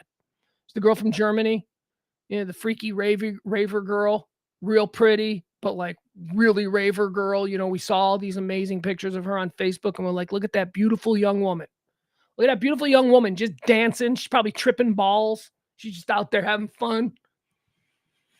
That was the girl that we saw on the day of, on October the 7th. We saw her. She was in the back of a Jeep pickup truck, whatever it was, and all the Hamas people were beating her with sticks and spitting on her and all that kind of stuff. And how crazy is it to say that to her family, that was the most. That was a wonderful thing to see, because that gave them hope that maybe she's alive and that she's a hostage. Well, that's not the case. She's dead. They identified her from DNA from a skull, a chunk of skull that they found. They found a chunk of her skull. So that beautiful young lady is dead. Today, happening in the world of, Trump court cases, which probably could be its own cable channel right now. The Trump kids are going to testify. So there you go. I covered that. I'm sure there are other places covering it. I'm sure you can go find all kinds of breakdowns about what Eric or whomever, what they did. Rangers. How about that World Series? Let's talk about the Rangers. Rangers 3-1 over the Arizona Diamondbacks last night. 2-1 lead as we head into Game 4 tonight. Halloween night. Game 4 of the Rangers. How you feeling? Who we got going today? Heaney versus something called Mantiply. I don't know what this is. Anyway, game is at 7:00 tonight. Any thoughts on last night's game? Let me see any thoughts on last night's game. Corey Seager's just such a tremendous baseball player. What else? Yeah, that's it. I mean, look, we got a long way to go here. We got to win. All right. We should not be celebrating. Shouldn't be celebrating. We got to win. We got to win. We evened it up from the previous game where we got a loss. Okay. So now we win tonight. We win tonight, we celebrate. We win tonight, we celebrate because we're on the verge, but we don't crazy celebrate. We win tonight. Yes. All right. Very good. Stay focused. Magic. Games tonight, 7 o'clock. It's like 7 o'clock. Be ready to watch the Rangers at 7 o'clock tonight. Although the game might not start until 7:10 or whatever. The main shooter. We've got some stories here about the main shooter. More details are coming out about that dude. Card was his last name. I don't know. I haven't even bothered to memorize his first name. Something Card, something like that. Here's what we know. Some new things that we're learning about. So his family, we've got to take, you guys, it ain't guns. It's about mental health. We got to take mental health seriously. And maybe if we just enforce the laws, those are things that you hear. The one side of this argument is just, it's the guns. And the other side refuses to engage with that being a possibility. And the other side does all kinds of stuff. And mental health and all that. Good. You're into mental health now. We've always been into mental health. That's one part of it. This dude was fucking nuts. This dude was nuts. He was in a mental institution. His family, after he got out of the mental institution, a couple of months back, this was before he went into the mental institution. His family let the sheriff's department know in that town, hey, you got to keep an eye on this dude. This dude is nutty buckets. This guy is out there and he's got guns and he's got access to guns and he's hearing voices and he's crazy. Now, here's the one thing about this guy. His Facebook page showed that he was one of these anti-Biden guys. He's a Trump guy, but whatever. But he's not like, MAGA, I'm doing this that's not it. That's just happenstance. He just happened to be a Trump voter. So stop it, okay? He's a white guy. He's a white, angry dude in Maine. What do you think? In rural Maine, who do you think he's going to support? Of course. So, but that's not why he did it. So stop it. And let's not go, yeah, we won one. No, shut up. It's not why, just happenstance. And that was reported. He was crazy. He was schizophrenic. He heard voices. He was institutionalized for it. His family went to the police and went, he's crazy. He says there's a voice that's telling him he needs to kill a bunch of people. And we just thought you should know, police. And rural small town Maine police were like, well, that's just Jeb being Jeb. Or whatever they did, Well, we appreciate you bringing it to our attention. What is it that we always hear from deadly serious news people or at these press conferences? No, this is where we see it. We see it at these press conferences after some horrible shooting. We see some bureaucrat standing there at the podium. And we would encourage everyone that if you see something, if somebody close to you is struggling, alert the proper authority. We do. This is now the third off the top of my head person recently that authorities were alerted to and absolutely nothing was done. Lewistown, Maine shooter. Suspect's aggressive gun comments have now been revealed. Maine National Guard reportedly raised concerns that the gunman would snap and commit a mass shooting weeks before the Lewiston massacre. As residents... Oh, God. Have another drink. It's me doing my Joe Namath impression. As residents of Lewistown come together to mourn after a mass shooting, left 18 people dead and 13 injured, reports are emerging that reveal the shooter was previously denied. Are you ready for this? The laws work, baby! The laws work! This is a law that was designed to stop exactly this, and by God, it's a victory! The law worked. He tried to buy a silencer. And guess what? Nope. You can't have a silencer. And you know how he got tripped up? You know why he was denied buying a silencer? Because on the application, it said, have you ever been in a mental hospital? And he checked it. He was like, bah! And he checked it. And they're like, well, it is certainly a pleasure to be dealing with an honest psychopath. Thank you for checking that box. We cannot sell you the silencer. However, we'd be happy to sell you a loud bangy gun with no questions. And that's exactly what happened. Tried to get a silencer with the gun. Couldn't get the silencer. Got the gun. If you're going to do this, son, we don't want you sneaking up on people. I mean, what the fuck? Reports emerging that reveal the shooter was previously denied the purchase of a gun silencer and had been alerted to law enforcement in the area weeks before the mass shooting. Authorities on Monday said that Card's concerned family had alerted the local sheriff about his mental health and the risk that he poses to the community, and that they were concerned because he had access to multiple firearms. The Maine National Guard had also asked local police and said, well, appreciate you bringing this to my attention. Can I get you some sweet tea and we'll go sit on the front porch and talk about it? Is that what the sheriff did when everybody started going, hey, he's fucking nuts. He's going to kill. Well, no, that's just Andy being Andy. Or whatever this guy's name is. I don't even know what this guy's name is. I refuse to learn it. I'm done learning the names of these assholes. Okay, so we'll move on there. Anyway, so everybody knew, and it's just like, yeah, he's one. How many times have you jokingly, I mean, I can tell you that over the past 10, 15 years or whatever, since this has started to become a thing, I've met random people and gone, that's a shooter. That dude's going to be a shooter, right? We see it all the time. And sometimes we're kidding and sometimes we're not. Apparently, in the case of this dude, people weren't kidding. And they went to old Sheriff Gus. And old Sheriff Gus is, hey, Martha, Sheriff Gus around? Yeah, Bobby, he's out back making some ice cream. What's going on in Maine? Is that the sheriff? Matthew Perry, we're getting more details now about him dying. That's always the fun of the ensuing 72 hours after a celebrity dies. We start to learn all kinds of good stuff. Here, let me see what this is. Where is this? This is, the Daily Mail is good. Because Daily Mail's got pictures. We like the Daily Mail. Let's see what they're having to say about, look, I'm playing dumb. I know exactly the pictures that I want to show you. I'm just acting like we're going to be surprised because I'm dishonest. I think that humanity is just instinctively dishonest, and it's difficult to not be dishonest, and you must work at it. Calling it out when you find yourself in the middle of being dishonest, as I just did, I think is a good step in that direction. All right, now we've covered enough time, and we're ready to look at the Matthew Perry pictures. Okay, here we go. These are some, okay, let's see here. Boom, boom, boom, boom. I want to show you this one picture in particular. It's kind of haunting. I'm sure you've seen it. It's been going around there on the interwebs. So there it is. That's last Instagram post from Matthew Perry, and that's Matthew Perry relaxing after a rough day in his kick-ass Hollywood hot tub.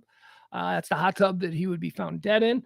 Matthew Perry was found underwater in his hot tub by his assistant, who lifted his head out to try and get him oxygen, but the Friends star was dead by the time firefighters had pulled him from the water. We had learned that he was playing pickleball earlier in the day, and he had returned home to his house, which apparently was it's a $3.5 million ranch with views of the ocean and the Hollywood Hills. Look, I mean, we're seeing his view. See those lights in the distance? Those are like houses down the mountain. Anyway, gorgeous, $3.5 million.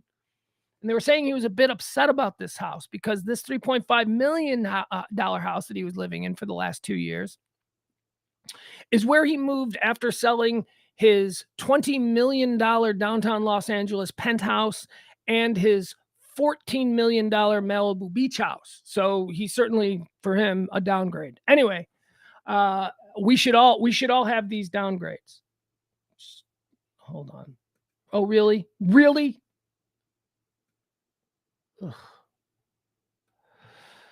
Let's see here. What else do we have?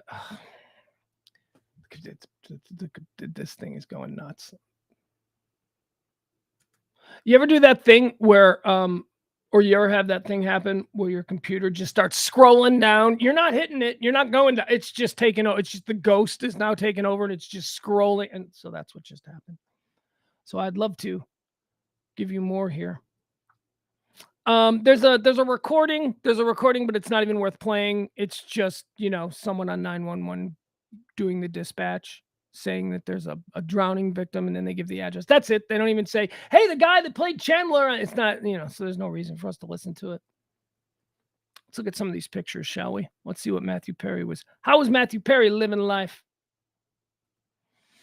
Okay, so there you have it. That's him. Look at these houses. This is such a cool thing, man. The Hollywood Hills, I guess, is where he lived. He had the ocean views. We're gonna see some of this house here. There he is. Okay, so here he is walking through an airport. They say this is just a couple of weeks ago. He doesn't look great, right? I mean, that's not Chandler Bing. I always want to call him Chenandler Bong. Because remember that was a running bit on Friends. Chandler Bing received TV Guide in the mail, and for like 10 years, TV Guide never could get his name right. And every time the TV Guide would arrive, and it would be a different name. And in this particular episode, it wasn't Chandler Bing, but it was Chenandler Bong. I always thought that was funny. Chenandler Bong, here's your TV Guide. All right, so he's not looking good there. Let's see what else we got. All right, we're looking at some police cars outside his place. Friend's apartment. They're having some tributes. Okay, so that's the house. Look at that, man. Okay, we should all be so lucky, right? I mean, for him, that's a $3 million downgrade that he was a bit embarrassed to have to live in. But holy shit, you do realize that's in the Pacific Palisades neighborhood of Hollywood. That is on a hillside. The views are unbelievable. Let's see what the views are. View the gallery. Let's see. Yeah. Okay. Let's see. So this here, I guess this is the hot tub, right? This is where all that happened. This must be post incident. This isn't just like a photo of like this house is for sale, because you got the live crew, the news crew over here. People, these seem to be some kind of, I don't know, either croquet or they look like police markings. Let's see, what else do we got here on this place?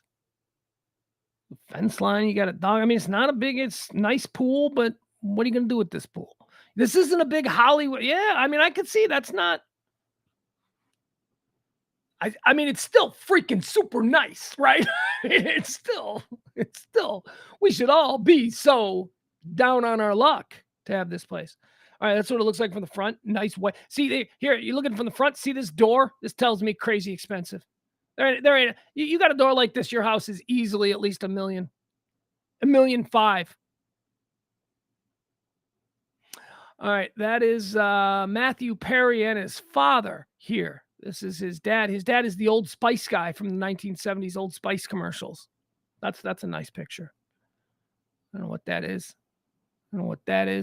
Batman. What is this? What's that? Oh, did he do? Were there Batman? Did he do a Batman thing? I don't know what's happening here. Forget it. All right. Anyway, where's the other one? Here, let's look at this one. I think this one had some pictures too.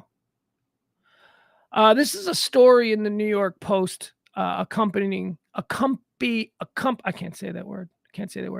I can't spell necessarily, and I can't say accompanying. I have limitations. We all do. This is an accompanying article from the New York Post that talks about how lonely. Apparently, Matthew Perry was lonely. People are like, oh, he was so sad. Don't do that to Chandler. Don't make Chandler sad. He had a lot of money, he had a beautiful house. He was Matthew Perry. I mean, my God, he doesn't have to work another day in his life. He doesn't have to work. He could just hang out and be himself. Girls, you think Chandler Bing can't put on a suit and go down to the local bar and take home the hottest girl in there? He's Matthew Perry. His life, he doesn't have to be lonely. He doesn't, if he wants to, maybe he wants to be lonely. Here, let's go with this. Matthew Perry sold his $35 million. Oh, $35 million. Oh no. Okay. That's total. Matthew Perry sold $35 million in real estate, downsized to a cottage where he was very lonely in the years before his death. That's what this story says. Beloved friend star Matthew Perry left a lasting mark both on and off the screen. Perry, who passed away at the age of 54 this past weekend, had a roller coaster ride of real estate dealings that saw him trade sprawling mansions for a more modest cottage. As the world still mourns his loss, insiders have revealed that Perry was battling a profound sense of loneliness in the years leading up to his demise. He had a heart of gold and was doing his best to help others, but there was a loneliness there. He spent most of his days in his home. Hold on, where is it? Oh, yeah, okay, so here, this one's going to give us some pictures of his place. Jesus, man. If they're saying this about Matthew Perry, what if I'm found dead? What are people going to say? Oh, it was so sad. Don't. I'm not sad. Doing this show is the great joy of my life. Hanging out with my son is a great joy. I'm not sad. I'm not lonely. If I die, it's because I just died. It's not because, I was sad. All right, here you go. This is, let's look at some of these. All right, so this is nice. This is his backyard. He's got that California. Look at that. Got a mountain on the roof of his. I know that's in the background. I like this California thing where the whole backside of the house opens up like a giant garage door. That's pretty cool. Is that a rich person? That's probably a rich person thing. All right, so this is the view from his backyard. Oh my God, you guys. That's the view from his backyard. That's also the pool where he was found dead in. Look at that view. Holy shit. Oh, look at the shameful house that Matthew Perry was forced to humiliate himself by spending his last days in. Yeah, look at this shameful, humiliating house. Look at that view. Come on, you want to come over and have dinner and just look at the ocean? Holy crap. That is awesome. This is a rich person's house. Look at all this stuff. This is all rich people stuff. This is a great house. All right, so this is what it looks like. Well, we saw this picture before, didn't we? There's the swimming pool. That is apparently that white area seems to be where there's evidence. I imagine that that's where the body was removed from the hot tub too. It was probably laid there, so they built the whole workstation right there. That would be my assumption. And there he is. And there it is. There is the final picture of the wonderful Chinandler Bong, Matthew Perry. Gone too soon. We all care right now, but it's going to be 5 weeks for toxicology, and we're not going to care. We're not going to care about the tox results in 5 weeks. 5 weeks, it's going to be an afterthought. Oh, yeah, by the way, did you hear about the tox came back on Matthew Perry? We will have moved on. We'll be like, oh, yeah. In our minds, he will have died from whatever we decide today he died from, and that's 30 years from now. That's what 5 weeks from now when it was drugs. We're all going to say he died from drugs. We're all going to say he died from drugs, even if it wasn't directly responsible, even if he wasn't doing drugs that night.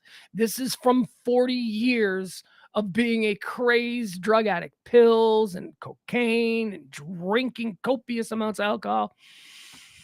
It's a rough way to live, man. I'm glad we've got it in our family, and I have seen it. Thankfully, my mom and me don't have it, but I've seen it from other people. I have a 14-year-old son who, best I can tell, doesn't really have any interest in alcohol, but he is of the weed generation. So, but again, like I always say, we've had these conversations. Look, you can't do either, especially you want to be like a football guy. What are you, a fool? You want to pop hot on a drug test, suddenly you don't have scholarships, you stupid idiot. What are you doing? Right? So that's my main thing to him. But, just educating my 14-year-old son about intoxicants that he might stumble across in the real world, I think is important. I think it's important. Does your kid know that you can't chug liquor? Does your kid know that if somebody gives them a solo cup filled with vodka, that they can't chug it? No matter what what are you, a pussy? You can't chug that. And then when somebody goes, look, I'll chug it. And then they chug a glass of water, making you think, don't fall for that. See, does your kid know? Mine does. My kid knows the browns and whites and clears and all that shit. That ain't beer.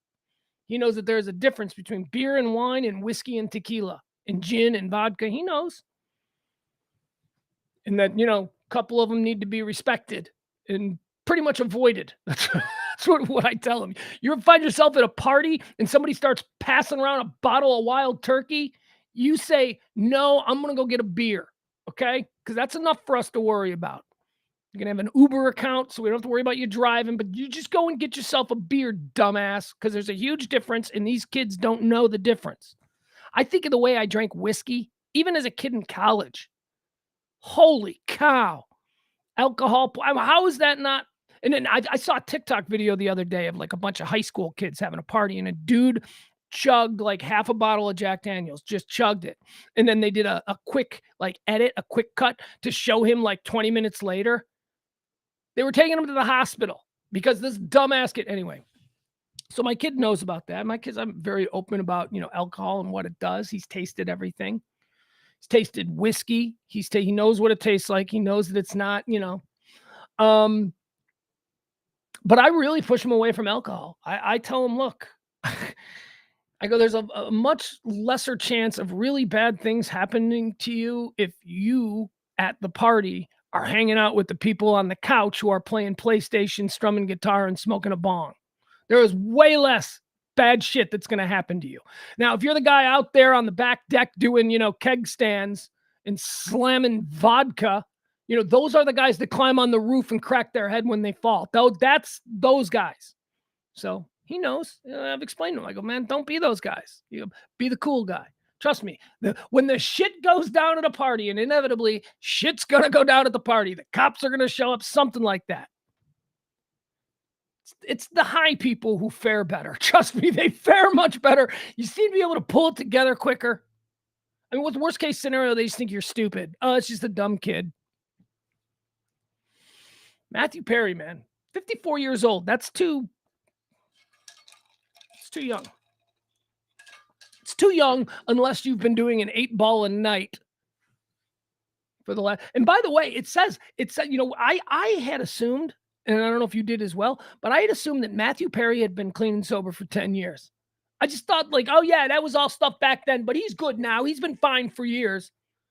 No, he only declared being clean and sober in 2021. So it's only been, so this whole idea that it's absurd that, all right. So I said something on Twitter where I said, look, I think we know what this is. This is drugs. And then a friend on Twitter who is a recovering addict was like, people die all the time and blah, blah, blah. And it doesn't have to be drugs. And, he kicked it. And I had this conversation with her and I didn't know the facts. I was like, yeah, you're probably right. But unfortunately, past behavior and what we know of him, this is going to cloud people's judgment. I'm being civil and all of that. But I was of the understanding that he had been clean and sober for like 15 years. No, it's like 2 years. He's still in the struggle. So it is very, very possible that after, declaring sober in 2021, that here in 2023, he could have slipped up. Happens all the time. And even if he didn't slip up, even if he really was this, playing pickleball for 2 hours in the morning, got his good workout in, even if that's the case, then it's still drug related, because if a 54-year-old man has a heart attack like that, and he has a history of 40 years of cocaine, alcohol, and pills, I'm going to think that the heart muscles probably can't handle a vigorous 2 hours of pickleball. And then the other thing is, it was the hot tub that triggered his vaccine, his COVID vaccine. That was a fun one. Shut up. Shut up. You know how many hot showers I have taken? You know how many times I've been in a hot tub? I got one right here. You know how many times I've been in a hot tub since getting the vaccine oh, stop it. No, it's not 40 years of an 8-ball a night. No, it's the vaccine. I have a friend who's anti-vaccine. I have a friend, him. I'm not going to call him out. I love him, but he's had some health issues lately. He blames it on the vaccine. Says this all started happening because of the vaccine. And I'm like, you've been a drug addict for 30 years. What do you mean? I had a heart attack. He had a heart attack. So I had a heart attack 9 months after getting the vaccine. That's your third heart attack. You had 2 heart attacks before you got the vaccine. No, it's the vaccine. I was fine with those older heart attacks. I was fixed. Okay. All right. There you go. So Matthew Perry did not die. He's not lonely either. Here's, though, something I was thinking about. Because when he died on Saturday, when the story first came across, I had to think about everything. In the moment, you're like, okay, everything I know about Matthew Perry. And I realized, man, there's not a whole lot. Matthew Perry was pretty private. Like, for instance, who's his girlfriend? Who's his wife? Who's he married to? Has he got kids? We don't know any of this shit about Matthew Perry, because Matthew Perry was never, certainly Jennifer Aniston and Courtney Cox and even Matt LeBlanc and David Schwimmer for that. I mean, we knew people that they were in relationship. I mean, David Schwimmer because he I don't really know anything. Has he ever been married? No, Matthew Perry had never been married. They say that he was in a relationship in the 90s with Julia Roberts, but I don't remember that. I don't remember Matthew Perry in a relationship with Julia. And then they said he was in a relationship with Lizzie Kaplan. I don't remember that. I mean, okay, that seems fine. That seems like that makes sense. That tracks. But he's not a guy. Like when you see Matthew Perry, you never see him with like some hot girl or some stuff. I don't know. Oh, and by the way, I'm not saying he's gay. I'm not saying that. I'm just saying that, like, we really don't know a whole lot about he might be gay. Who knows? Who cares? That's not the point. My point is this: we really don't know. For as big a celebrity as he was, we really don't know anything about his. I thought I was like, is he married? Did his wife find him? And I'm like, I don't think he's married. As a matter of fact, I don't think I know anybody that Matthew Perry has ever been in a relationship with. Matthew Perry. There you go. Here was a crazy story that happened yesterday. It broke yesterday afternoon, and all I could think of is, what the fuck is going on here? Did you see this story? All right, I'll tell you about it. I guess you can't answer until I tell you about it. Up in Colorado, outside Aspen, they got one of these tourist trap kind of amusement park type deals. It's called Glenwood Caverns Adventure Park, right? So the Glenwood Caverns Adventure Park. It's a tourist trap for people who are visiting Aspen and they got the kids. Where you want to go? Let's spend the day at Glenwood Caverns, whatever. So police yesterday found a dude dead in his car. Wait, was he in his car? Hold on. I thought the original shit was in his car. I don't know. They found this dude dead at this amusement park. They found him dead, head to toe in Kevlar. All kinds of we knew his political views, right? Let's just say he didn't like black people. He had patches all over his thing. He was he killed himself. The police found what they think is a active shooter who at the very last minute did what I wish all of these sons of bitches would do, which was stick the gun in his mouth and blow his head off. Heavily armed man found dead in apparent suicide at Colorado amusement park. The body of the 20-year-old was found in a restroom. Okay, it was originally his car, but in his car they found all kinds of explosives and stuff, homemade bombs and Molotov cocktails. The body of the 20-year-old was found in a restroom at the Glenwood Caverns Adventure Park. He had an AR-style rifle, a handgun, body armor, and real and fake explosives. Fake explosives? What's the point of that? They're just taking up space. A Colorado man with an AR-style rifle, a handgun, body armor, and helmet, and fake explosives in his vehicle was found dead of an apparent suicide in an amusement park early. There's much more we do not know right now than we do know, Garfield County Sheriff Lou Valero said at a news conference on Monday. Maintenance staff members found the 20-year-old man dead in the women's restroom at the Glenwood Caverns Adventure Park early Saturday before the amusement park opened for the day. So he was in there waiting. The man, whose identity was not released, I wonder if he was there from the night before. Maybe that's it. Maybe he was there the night before. He was going to do it on Friday night. I imagine Friday night, probably a big night for the amusement park. Friday night, he was probably there. He lost his nerve. He ended up hiding in the women's. Killed himself once he realized that he didn't have the nerve to do it. Couldn't go through it. Was all by himself. Boom. The man whose identity was not released was wearing what was described as black tactical clothing, bearing patches and emblems that gave the appearance of being associated with far right-wing groups as well as law enforcement and various sheriff's offices. Investigators don't know what the man intended or why. Byron says, come on, Pugs. Everyone knows that if you toss a fake bomb to get people to run towards the real. That's right. It's a diverse seed. Look at that. Fake bombs. That's why you need fake bombs. How about you throw a real bomb and then they run from that one and then you throw another real bomb in the direction that they're going to. You just throw in real bombs. I don't know. It seems like you cut out the middleman with the fake bomb. There's no reason for that. Just throw real bombs. Investigators don't know what the man intended or why. And Valerio, that's the police chief, Valerio said family and friends had expressed no kind of history or apparent reason for concern. That's okay, because as we know, nothing would have been done anyway. The man had an AR-style rifle with several magazines and semi-automatic handgun with several magazines, and he was wearing body armor and ballistic helmet.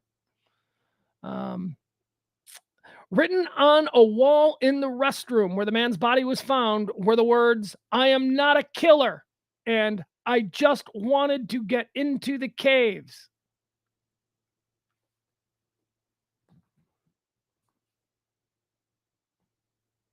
One, aw, I mean, he's not a killer. He did what I look, any of you young up and coming mall shooters out there, heed these words. Before you do it, I mean, just really think before you do it, before you go into that Target and just show the world what I just want you to all sit there and just, just think about what you're doing and just wonder, should you put the gun in your mouth? The answer is yes. That would be the great, you know what? You're a piece of shit. You're a piece of shit. That's why you're doing it. The world hasn't worked out well for you. You're garbage. You're just going to show everybody what for. You know you're a piece of shit. So how about doing as your last act one redeeming goddamn thing, and that is killing yourself before you ruin countless amounts of families? How about you do that? That's what this guy did. How about a round of applause for him? And before he did it, he wrote, "I am not a killer." Good for him. You're a piece of shit. You're obviously not a great person, but at least you know it. Being self-aware, so important, so underrated. Investigators don't know for certain that the person wrote the message. There was other text, but the sheriffs couldn't tell what it was. Like blowjobs and phone numbers, right? I mean, we're having a little difficulty trying to figure out scrawlings on the bathroom walls, which are from the killer and which are from a guy who's really horny and looking for a cheap. The man lost. The man most likely wouldn't have been able to legally buy the guns because of his age. Valerio said there are restrictions, and Colorado earlier this year passed a law that raised the gun purchase age in the state to 21. The guns appeared to be what are called ghost guns, which are firearms without serial numbers that can be made at home or from kits. All right, we're moving on. Crazy story. Good for him. Good for him. Good for him. Killed himself. He went, "I'm about to kill a whole bunch of people. Man, that's really bad, and I might regret it. So I'm going to kill myself." Good for you. Supreme Court is listening to a very, very interesting case. This one we won't go into it for too long, but I'm wondering what you think. So I'm going to take a look at the chat room here. Should public officials like school board members, local congressmen, mayors, whatever, local dog catchers, should publicly elected officials be allowed to block you on Twitter or Facebook if you decide to use the social media platforms to, and I don't want to say necessarily just confront or get into it maybe with a local yes, of course, we're talking about school boards because that's really what this all is about.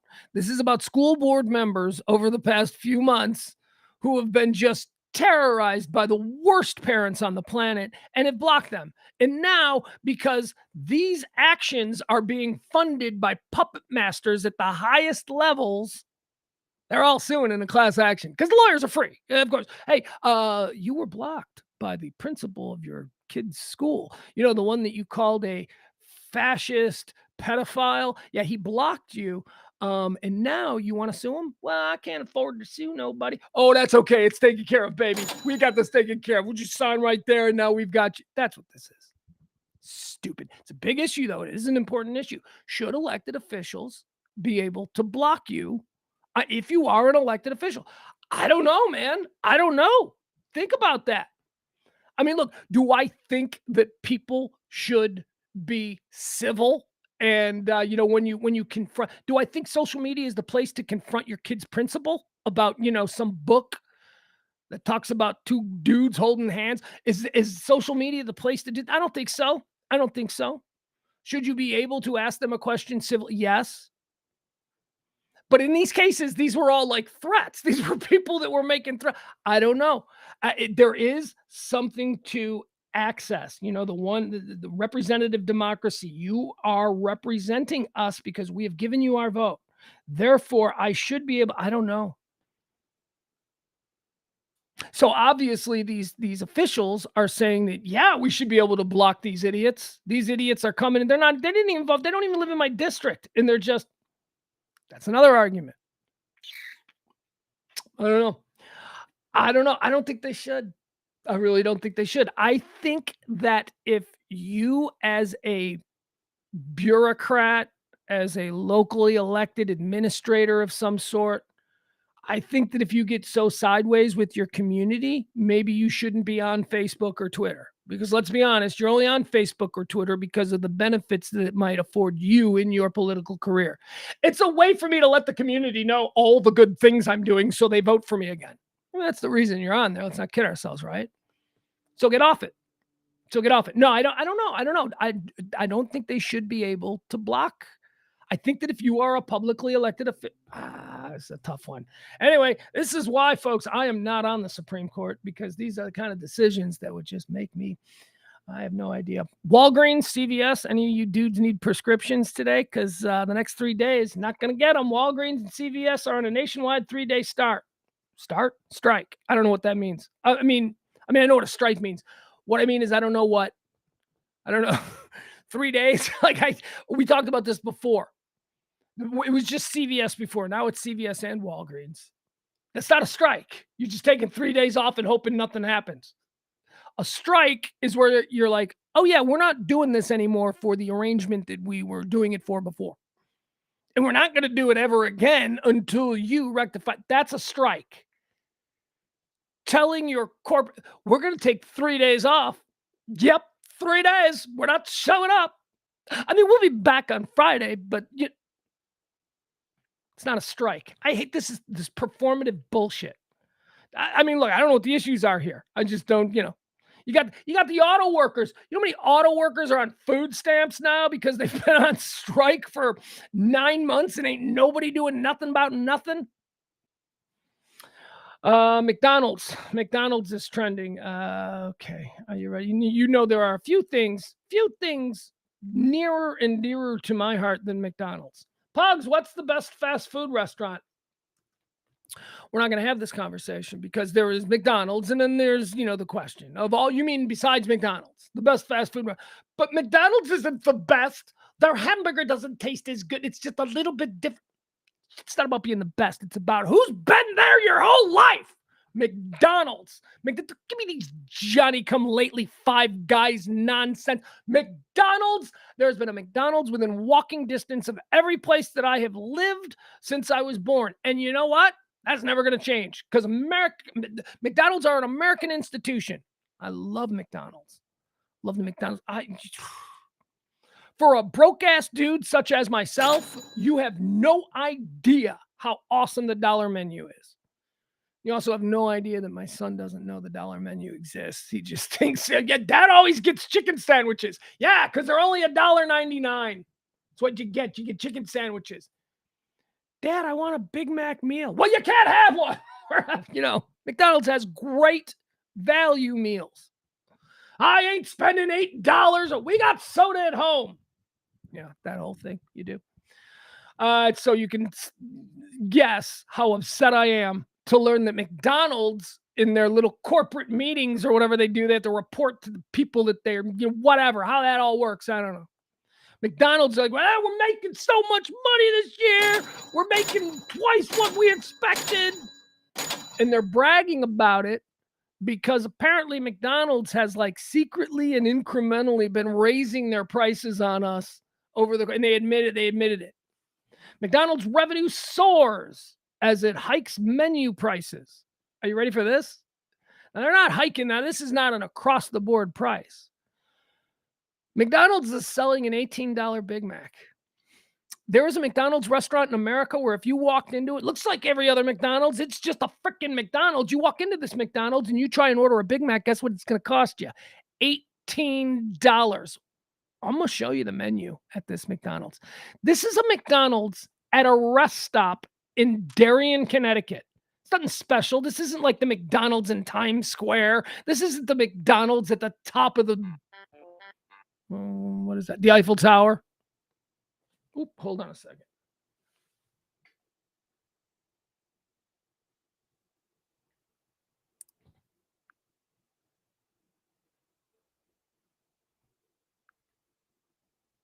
Oh, okay. Sorry. So I just got a text, and I thought I was going to have to do something, but I guess I don't. I guess that text was just a text that said you don't have to do anything. So okay, so I'm not going to do anything. So I love McDonald's. Anyway, this restaurant, Darien, Connecticut's got an $18 McDonald's. You should see the prices on the rest of their stuff. I'm going to show you their menu. But here's the bigger story. The bigger story: McDonald's on Monday reported that its revenue was way up. 14% over this quarter last year, a surge the burger giant said was driven by strategic menu price increases. Oh, good for you, McDonald's. Yes, strategic menu price increases. I'm so glad. The Golden Arches brought in a total of $6.6 billion in revenue for the 3-month period. 3 months. McDonald's did $6.6 billion in 3 months. That's their everyday. That's their reality. God damn. Let's see. The Golden Arches brought in a total of $6.69 billion in revenue for the 3-month period ending September the 30th. It beat expectations of 6.58. This, according to the analyst company Redfin. I don't know, whatever that is. However, McDonald's, which has 13,513 restaurants in the U.S. and over 38,000 abroad.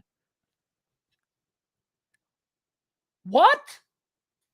There's only 13, not only, that's a lot. There's 13,000 McDonald's in America, and there's 38,000 everywhere else. I would not have thought that. I would have thought there were far more McDonald's in the United States of America than, man, that means they're everywhere. There are 38,000. That means everywhere, not just, there's a new McDonald's in Berlin. No, there's probably 100. There's probably 500 in Berlin, right? I guess they're in global. Yeah. Okay. It's just dawning on me now. They're a global company. Of course they are. McDonald's are probably as constant in Germany as they are here. They're probably as constant in Indonesia as they are here. One branch, however, in Darien, Connecticut, charged as much as $18 for a Big Mac combo meal, which includes medium fries and medium soft drink. That's right. For the $18, you don't even get a large. Meanwhile, that same Big Mac combo will run hungry patrons $13.69 at the McDonald's in Times Square. Well, shouldn't the prices always be the same? Here, let me show you this. I want to go to this. Let me pull this up. I want to go to this menu. I want to show you the menu at the Darien, Connecticut McDonald's. Now, Darien, Connecticut is one of the wealthiest, not like Darien, Connecticut's very wealthy. Darien, Connecticut ain't as wealthy as Highland Park, Texas. Okay. Darien, Connecticut, old railroad money like Vanderbilt's and shit like that. Highland Park, Texas, oil money. Okay. Way different ball game, much larger ceiling. So, but it's very nice. And I make this point because they're trying to say that, well, Darien, Connecticut's a very wealthy neighborhood. And of course the McDonald's can charge these prices because people don't. They're trying to make that point. And I'm telling you that I am in an even wealthier neighborhood, and my McDonald's, which is walking distance right down the end of the block, is a normal McDonald's. It's got a value menu and all that stuff. So don't give me that. Oh, but it's Darien, Connecticut. You people outraged reading about this in Nebraska, you wouldn't understand. No, I do understand. I'm in Highland Park, Texas. I understand rich people. The McDonald's that I have right here, right down the block, the McDonald's is a normal person McDonald's. All right, here, I want to show you the menu from, let me see if I can find it. There it is. One branch in Darien, Connecticut. Okay. All right, here, I'm going to pull this up, and then we're going to look at the prices for this McDonald's. I mean, it's freaking McDonald's, man.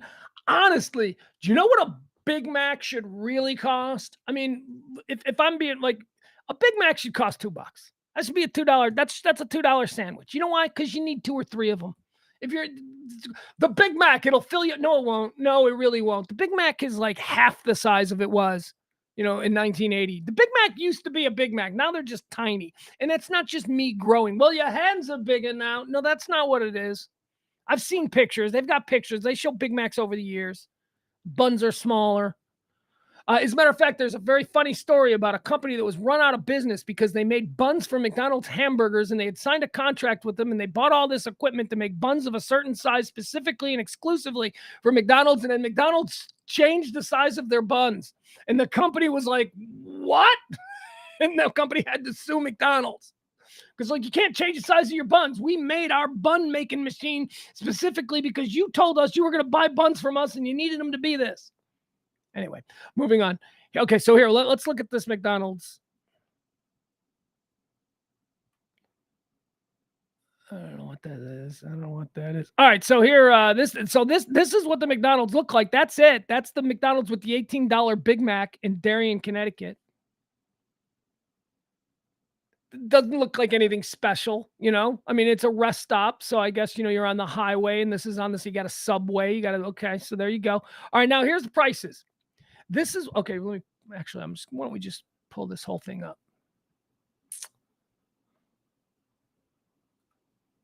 Hold on, guys. Okay, yeah, this one will work really good. Stop sharing. All right, here we go. All right, so here's a picture of the board at the Darien, Connecticut. So a number 3 is a double quarter pounder with cheese. Okay, and that's $18.99. The meal, which comes with a medium fries and a medium drink, is $18.99. That's this one right here, $18.99. A McCrispy meal, right? Again, medium fry, medium drink. A McCrispy meal is just $17.99, so you save $1 if you go with the chicken. Spicy McCrispy, $17.89. Deluxe McCrispy, Spicy Deluxe McCrispy, $18. How about 10-piece nuggets? Oh my God. 10-piece nuggets are like, first of all, 6-piece nuggets are like $2. So 10-piece nuggets is like $3.50 or something normally. That's what you get at 10, maybe $4 for a 10-piece nuggets. 10-piece nuggets, $18.29. 18 Filet-O-Fish. Now I love Filet-O-Fish. Here's my problem. My favorite thing at McDonald's is the Filet-O-Fish sandwich. I love it. But here's the problem with the Filet-O-Fish. I need 4 of them. 4 of them. That's what I need. I need to eat 4 of them. They're tiny. They're like may as well just be eating chicken wings. They are tiny. I take a Filet-O-Fish in my hand. Oh my God, when they come out and the bun is just steamed and it's just so hot and it's just, you could literally just smash it down and pop it. So I need 4 of them. And Filet-O-Fish sandwiches at like a normal McDonald's are like $4. So it's like, no, I'm not going to spend $16 just to get my Filet-O-Fish on. And they don't offer a Filet-O-Fish on the dollar menu. Oh, that would be great. That would be great. All right, what else? Hold on. I want to see more of this menu. Is there? Okay, here you go. Here's a combo, a Big Mac combo meal. This is $17.59. There's more. Hold on. There's more. I want to, so there's got to be a greater view, a larger view of the menu. And I think there is. Oh, here we go. Yeah, this will work. Let's see. What is this? I guess this is from that. Is this the Grubhub? Yeah, they said with Grubhub, it's even, okay. So this is the Grubhub page for that, for that McDonald's. Just a McCrispy sandwich, just the sandwich, $10.29. Big Mac meal, $21.59. 10-piece McNugget meal, $21.99. How about a small French fry? $5.49. Double quarter pounder meal, $22. 20-piece McNuggets, $17. And an Oreo McFlurry, looks to be a small Oreo McFlurry, typically about $2, $7. Screw you, McDonald's in Darien, Connecticut. Well, it's rich people. They don't mind. I live in a richer neighborhood than you. This Highland Park shit, this puts you guys to shame, Darien, Connecticut. You're old money. This is new tech and oil money. Go peddle your railroad dollars somewhere else. Darien, Connecticut, bunch of snobs. By the way, I'm making this distinction between old and new money because you guys... Guys, I discovered a new show. And I might be obsessed. And I don't even want to talk about it yet. I don't even want to talk about it because I'm only 2 episodes in. And I don't know what it says about me that I like this show. I don't know, because it doesn't seem like the kind of show that I would normally like. But holy balls, I am totally in. Do you guys know, are you guys familiar with the TV? Remember, I got into this conversation because I said, I'm obsessed with old and new money now. There's an HBO show that I guess it just started its second season. That's how I got interested in it, because I saw a trailer for like the second season and I'm like, that looks good. What do you mean second season? So I was like, oh my God, how did I not know that? It's called The Gilded Age. You guys familiar with this? It's an HBO show. It's on HBO. It's available HBO Max, or Max, I guess we just call it. The Gilded Age. Now, I didn't know this. I was aware that this show was a thing, but I remember years ago, and I didn't watch it in its opening season because one thing pushed me away from it, and that was from the executive producers of Downton Abbey. I was like, no, fuck that. No, not a chance. Not interested. So The Gilded Age, turns out I am interested, and it turns out it's incredibly good.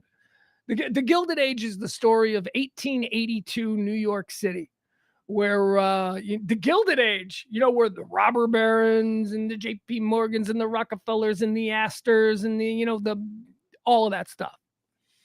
And it's just a really fun show. It's a show. It's not fun. It's about living with a whole bunch of money in 1882 in New York City, and Cornelius Vanderbilt is like your friend, and I don't know. It's just very good. It's very good, and it stars Carrie Coons. And that's another reason that sold me on it. I was like, Carrie Coons, I'm in. Do you guys know who Carrie Coons is? She's like one of my favorite actresses. She's awesome. She is so good in everything. Also, Christine Baranski, she's in it. She plays, Christine Baranski plays this old money, old New York. We settled in this city before the revolution. We are old money. And then the new money are the robber barons and the J.P. Morgans and the train railroad titans and all that. That's the new money. And Christine Baranski hates all the new money. My eyes hurt whenever I glare at new money. It's a very, very funny show. Anyway, it's called The Gilded Age. If you haven't heard of it, I'm enjoying it. I'm only 2 episodes in, and I'm like, yeah, okay. I refuse to watch Downton Abbey. People I respect are like, dude, that's a good show, and you should probably watch it. And I'm like, nah, I don't know what it is. There's just something about Downton Abbey that I just can't get past. I have sat there and I have hovered over it, looking at it on the smart TV going, season 1, episode 1, Downton Abbey. And I just can't hit play. I just can't do it. But I did do that with The Gilded Age. I enjoy The Gilded Age. It's a good show. What else do we have here? Well, we've gone past the 2-hour mark, even with the false start. I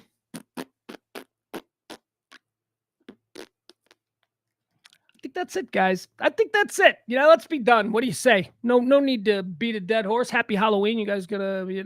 Oh, I had a conversation with my kid last night. I called him, hold on. Let me pull this up.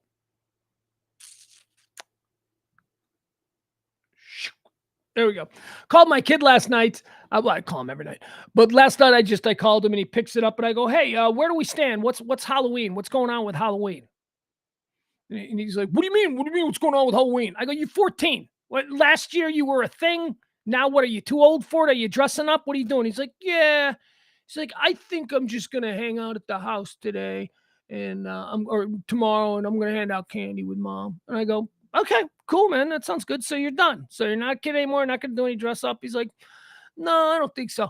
And it's funny because he's in this transitional thing. Oh, what did he say? He said something. I'm at this weird age where I'm too old to dress up, but too young. I don't know. Whatever it was. I'm too old. Whatever it was. He had something funny. So my kid is not dressing up for Halloween. He's just going to hang out at the house because he thinks he's a grown up now. That sucks. I'm not doing anything either. Just going to hang out here at the house. and we've got no trick or treat. Oh, this is the neighborhood too, man.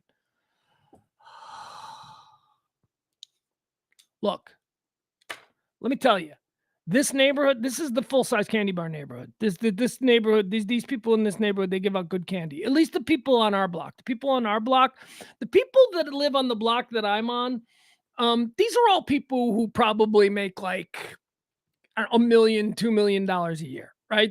So the people on this, maybe a little bit more. I don't know. It could be jaded, but that's the people on our block. And beautiful homes, but normal homes, right? They're only super expensive homes because they're in this neighborhood. These homes could be beautiful homes in much more affordable suburbs, and they probably do exist, but whatever. You get it? Okay, so $2-3 million, people in our neighborhood, they have young kids, young families, young doctors, young lawyers, all that kind of stuff. Maybe they come from money, whatever it is. They give out good candy is my point. Big full-size bars.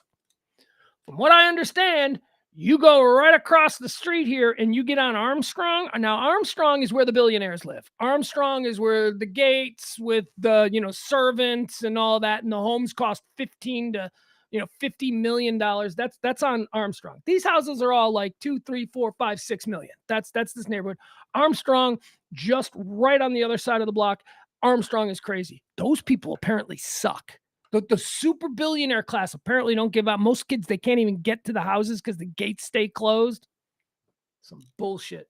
Anyway, but the normal rich people, and by normal rich people, I mean, there are levels to rich. There is Elon Musk and the people who are listed on the Forbes list, like that.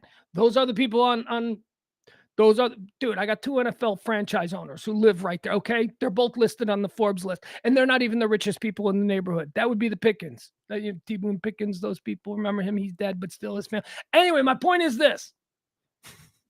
Those rich people give shitty Halloween candy, but like successful doctors or like a dude who owns a hospital, not just a doctor, but like owns a hospital is probably worth like 10 million. That dude's got a normal house, gorgeous house. Again, sliding scale, because we're talking about the billionaire class that's just a half a block away. These people with gorgeous, big, rich people houses, they give good candy. And I think it's because they're closer to being normal and they like to show off that they're rich. The rich, super rich people, they don't want these peasant kids coming up their driveways. Oh my God, what if a kid sprains an ankle? Now suddenly we got a lawsuit. People drop their kids off in this neighborhood. I know it because I've done it. I know it because my son came in this neighborhood last year with a bunch of his buddies to just go knock on doors. Because they get the full-size candy bars. But I'm not going to, I'm in the back house today. And I got to keep the dog inside because this is not a good day for the dog. As you can imagine, the dog who goes nuts anytime anybody shows up at the front door. This is not a good day for the dog. Bunch of little people dressed as goblins and monsters knocking on his front porch. Oh, this dog, no. So the dog's going to stay back here with me. I'm going to stay back here. And that's it. I don't know. That concludes the stream of consciousness for today. I'm going to shut up now.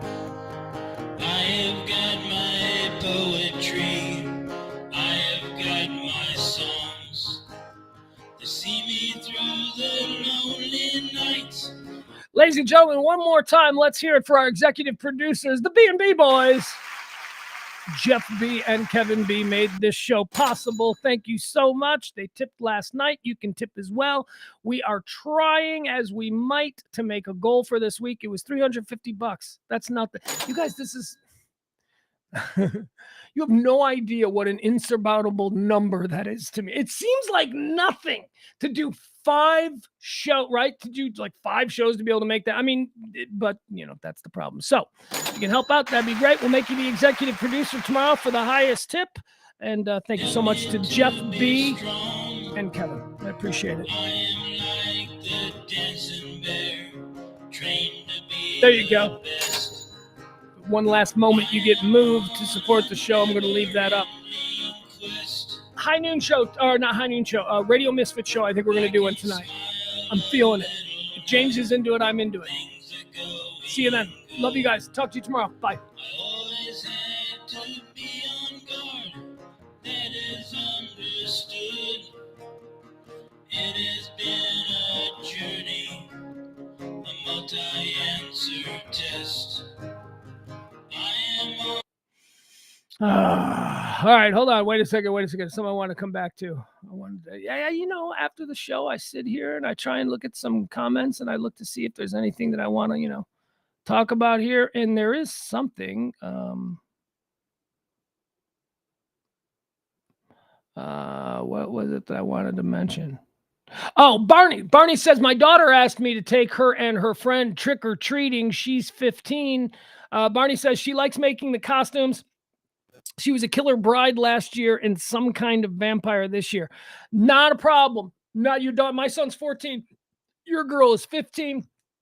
This is a gender issue. This is a very there is heterosexual boys, straight men in general do not embrace Halloween to the fervor and degree that women and the gays do. The gays love Halloween. Halloween is like the biggest of the gays holidays. Girls as well. Why? Because it's an opportunity for girls to dress like absolute sluts and say that we're just doing a bit, but you get to show off. Heterosexual boys, like normal boys, I think at some point they're like, I got a part-time paper route. I can pretty much buy candy anytime I need it now. You know, they get to a point where it's not like free candy, because that's the entire draw for boys. Free candy, that's it. 100% begins and ends there. And once the fervor over the mad chasing the dragon's tail for that free candy ends, boys are like, it's just a bunch of walking. It's just a bunch of walking around in hot costumes. So your 15-year-old daughter still wanting to go out and do it, that doesn't surprise me. Girls need to embrace Halloween well into their 20s. And they will. They will. And thank God for it. It's one of the great things about Halloween. Just gorgeous women out there just dressed like really provocatively. How does Halloween fare? I haven't been out on a Halloween in the Me Too era. I haven't. You know, what with the coronavirus and then, you know, me being old and all. I don't really go out anymore. I haven't really seen it. Like, do women still like dress like absolute prostitutes on Halloween? And it's all just, you know, fun and empowering? Is that still going on? I hope it is. I hope it is. I love it. I love it. But it does, you must admit, it does kind of fly in the face of, you know, don't exploit women. You know, that old thing. You're like, oh my God, I'm being victimized. He won't take his eyes off of me. That's because you're dressed like a whore nurse. You're dressed like a nurse whose boobs are hanging out. You know, the other thing I always disliked about Halloween when I got older, like when I was like in college or 20s or, you know, whatever, when you would start to go to Halloween parties. And when you would go to Halloween parties to meet chicks, there's gonna be any hot chicks there. Remember, like whatever time in your life, that's the driving motivator for you. So it was like 18, 19, 20. I discovered this back then. And it's another reason why I never really got into Halloween. I don't like, how do you meet somebody on Halloween? Like, how do you, like, okay, so I'll give you an example. My friend Bill, we were in our 20s. He was a friend from college. My friend Bill met a girl at a Halloween party. We went to this Halloween party and everybody was dressed up and she was dressed like a genie. And he met this girl at the Halloween party and she was dressed like a genie. And she was really, you know, she's cute. She's hot, but pretty good. Yeah. But here's the thing. That was a costume. She didn't dress like a genie all the time. So a couple of days later, when they went out on their first date, he was like, dude, man, no, she was just like, I don't know how to describe it, but she was kind of sloppy. She was kind of like, you know, not really, but as a genie on Halloween. So my point is this. You try to meet somebody on Halloween, it's a big deception. You don't know what you're getting. You're like, wait a second, is this, oh my God, I think I've fallen in love with Snow White. Yeah, she ain't Snow White. She ain't going to wear that. She's actually just, you know, Ashley, the crazy girlfriend from down the block. Don't, you know, it's not going to be Snow White. Anyway, I always thought that was a bit of a 3-card Monty game on Halloween when you meet people. You never know really what you're getting. And the same thing works for me. You don't know what you're getting. You know what you're getting with me. I mean, yeah, I'm dressed like Michael Myers, you know, and that's kind of cool. And look at how scary he is. But, you know, then you get with me and I'm wearing jorts and a members only jacket.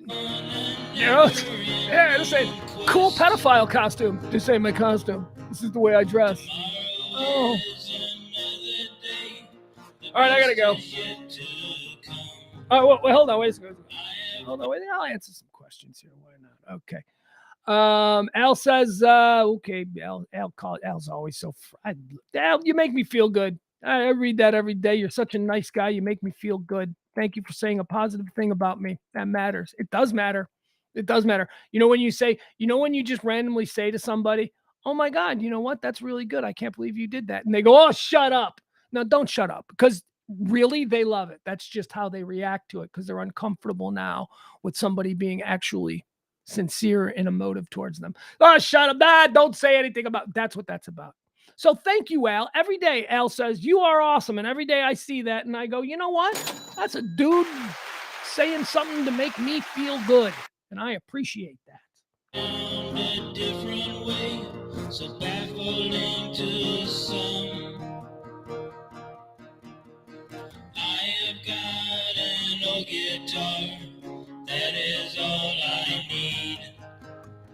I don't need no 401. Frank says, Frank asked this question.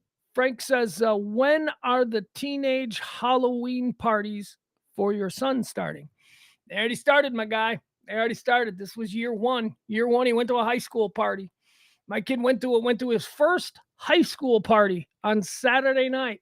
His big Halloween high school party. And I guess I'm phrasing it wrong because he didn't go to it. He threw it. That's right.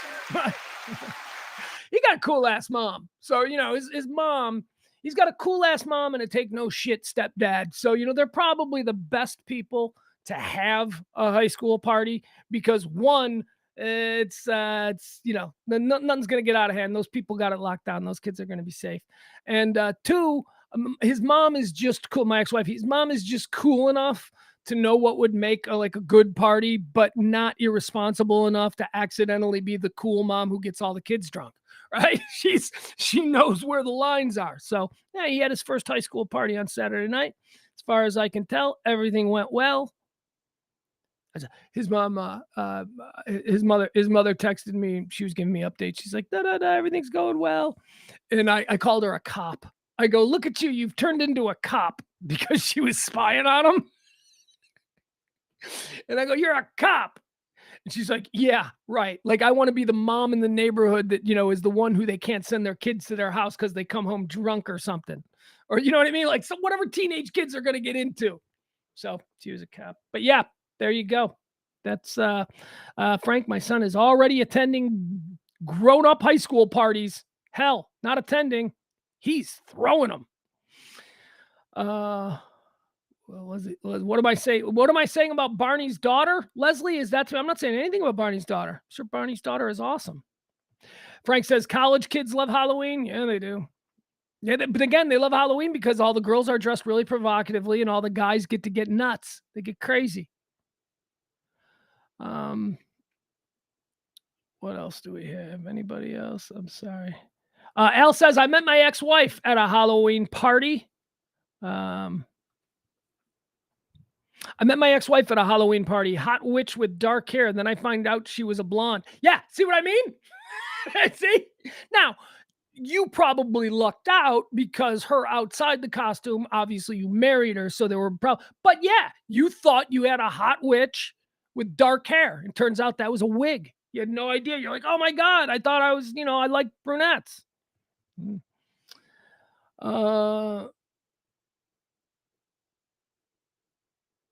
Wait a second. Okay. All right. What is Ross? Ross, you got to get off the Lisa Kudrow thing. You're wrong, my friend. She's an extremely attractive woman. And not only is she physically attractive, but she is intellectually attractive. She is really smart, really witty, really quick, extremely talented. She is awesome. For 2 days now, Ross has been trying to convince me that I am wrong about Lisa Kudrow being an extraordinary woman. She's an incredible woman. She gets no credit. Now, however, Lisa Kudrow as a genie, I don't even know. Is that a thing? Did she play a genie in something? Because I could totally see Lisa Kudrow as a genie. And that, my friend, would be hot. Green, down the road I'll travel, far From the comfort nest. I am on a never-ending quest. Tomorrow is another day. The best is yet to come. The best is yet to come. I have found a different way, so baffling to some. So baffling to some. I can smile a little now. Things are going.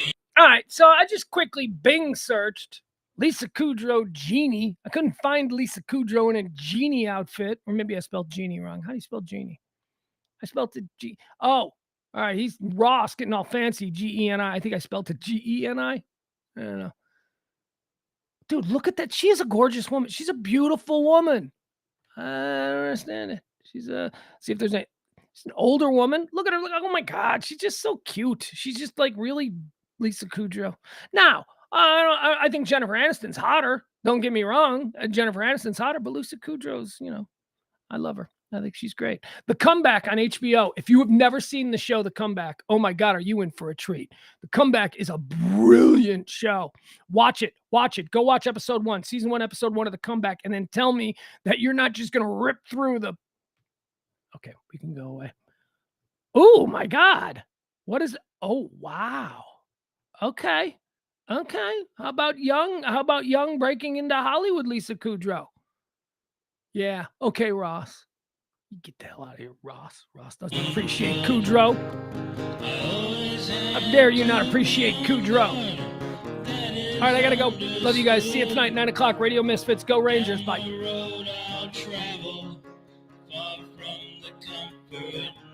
Comfort nest. I'm on a never-ending quest. I am on a never-ending quest.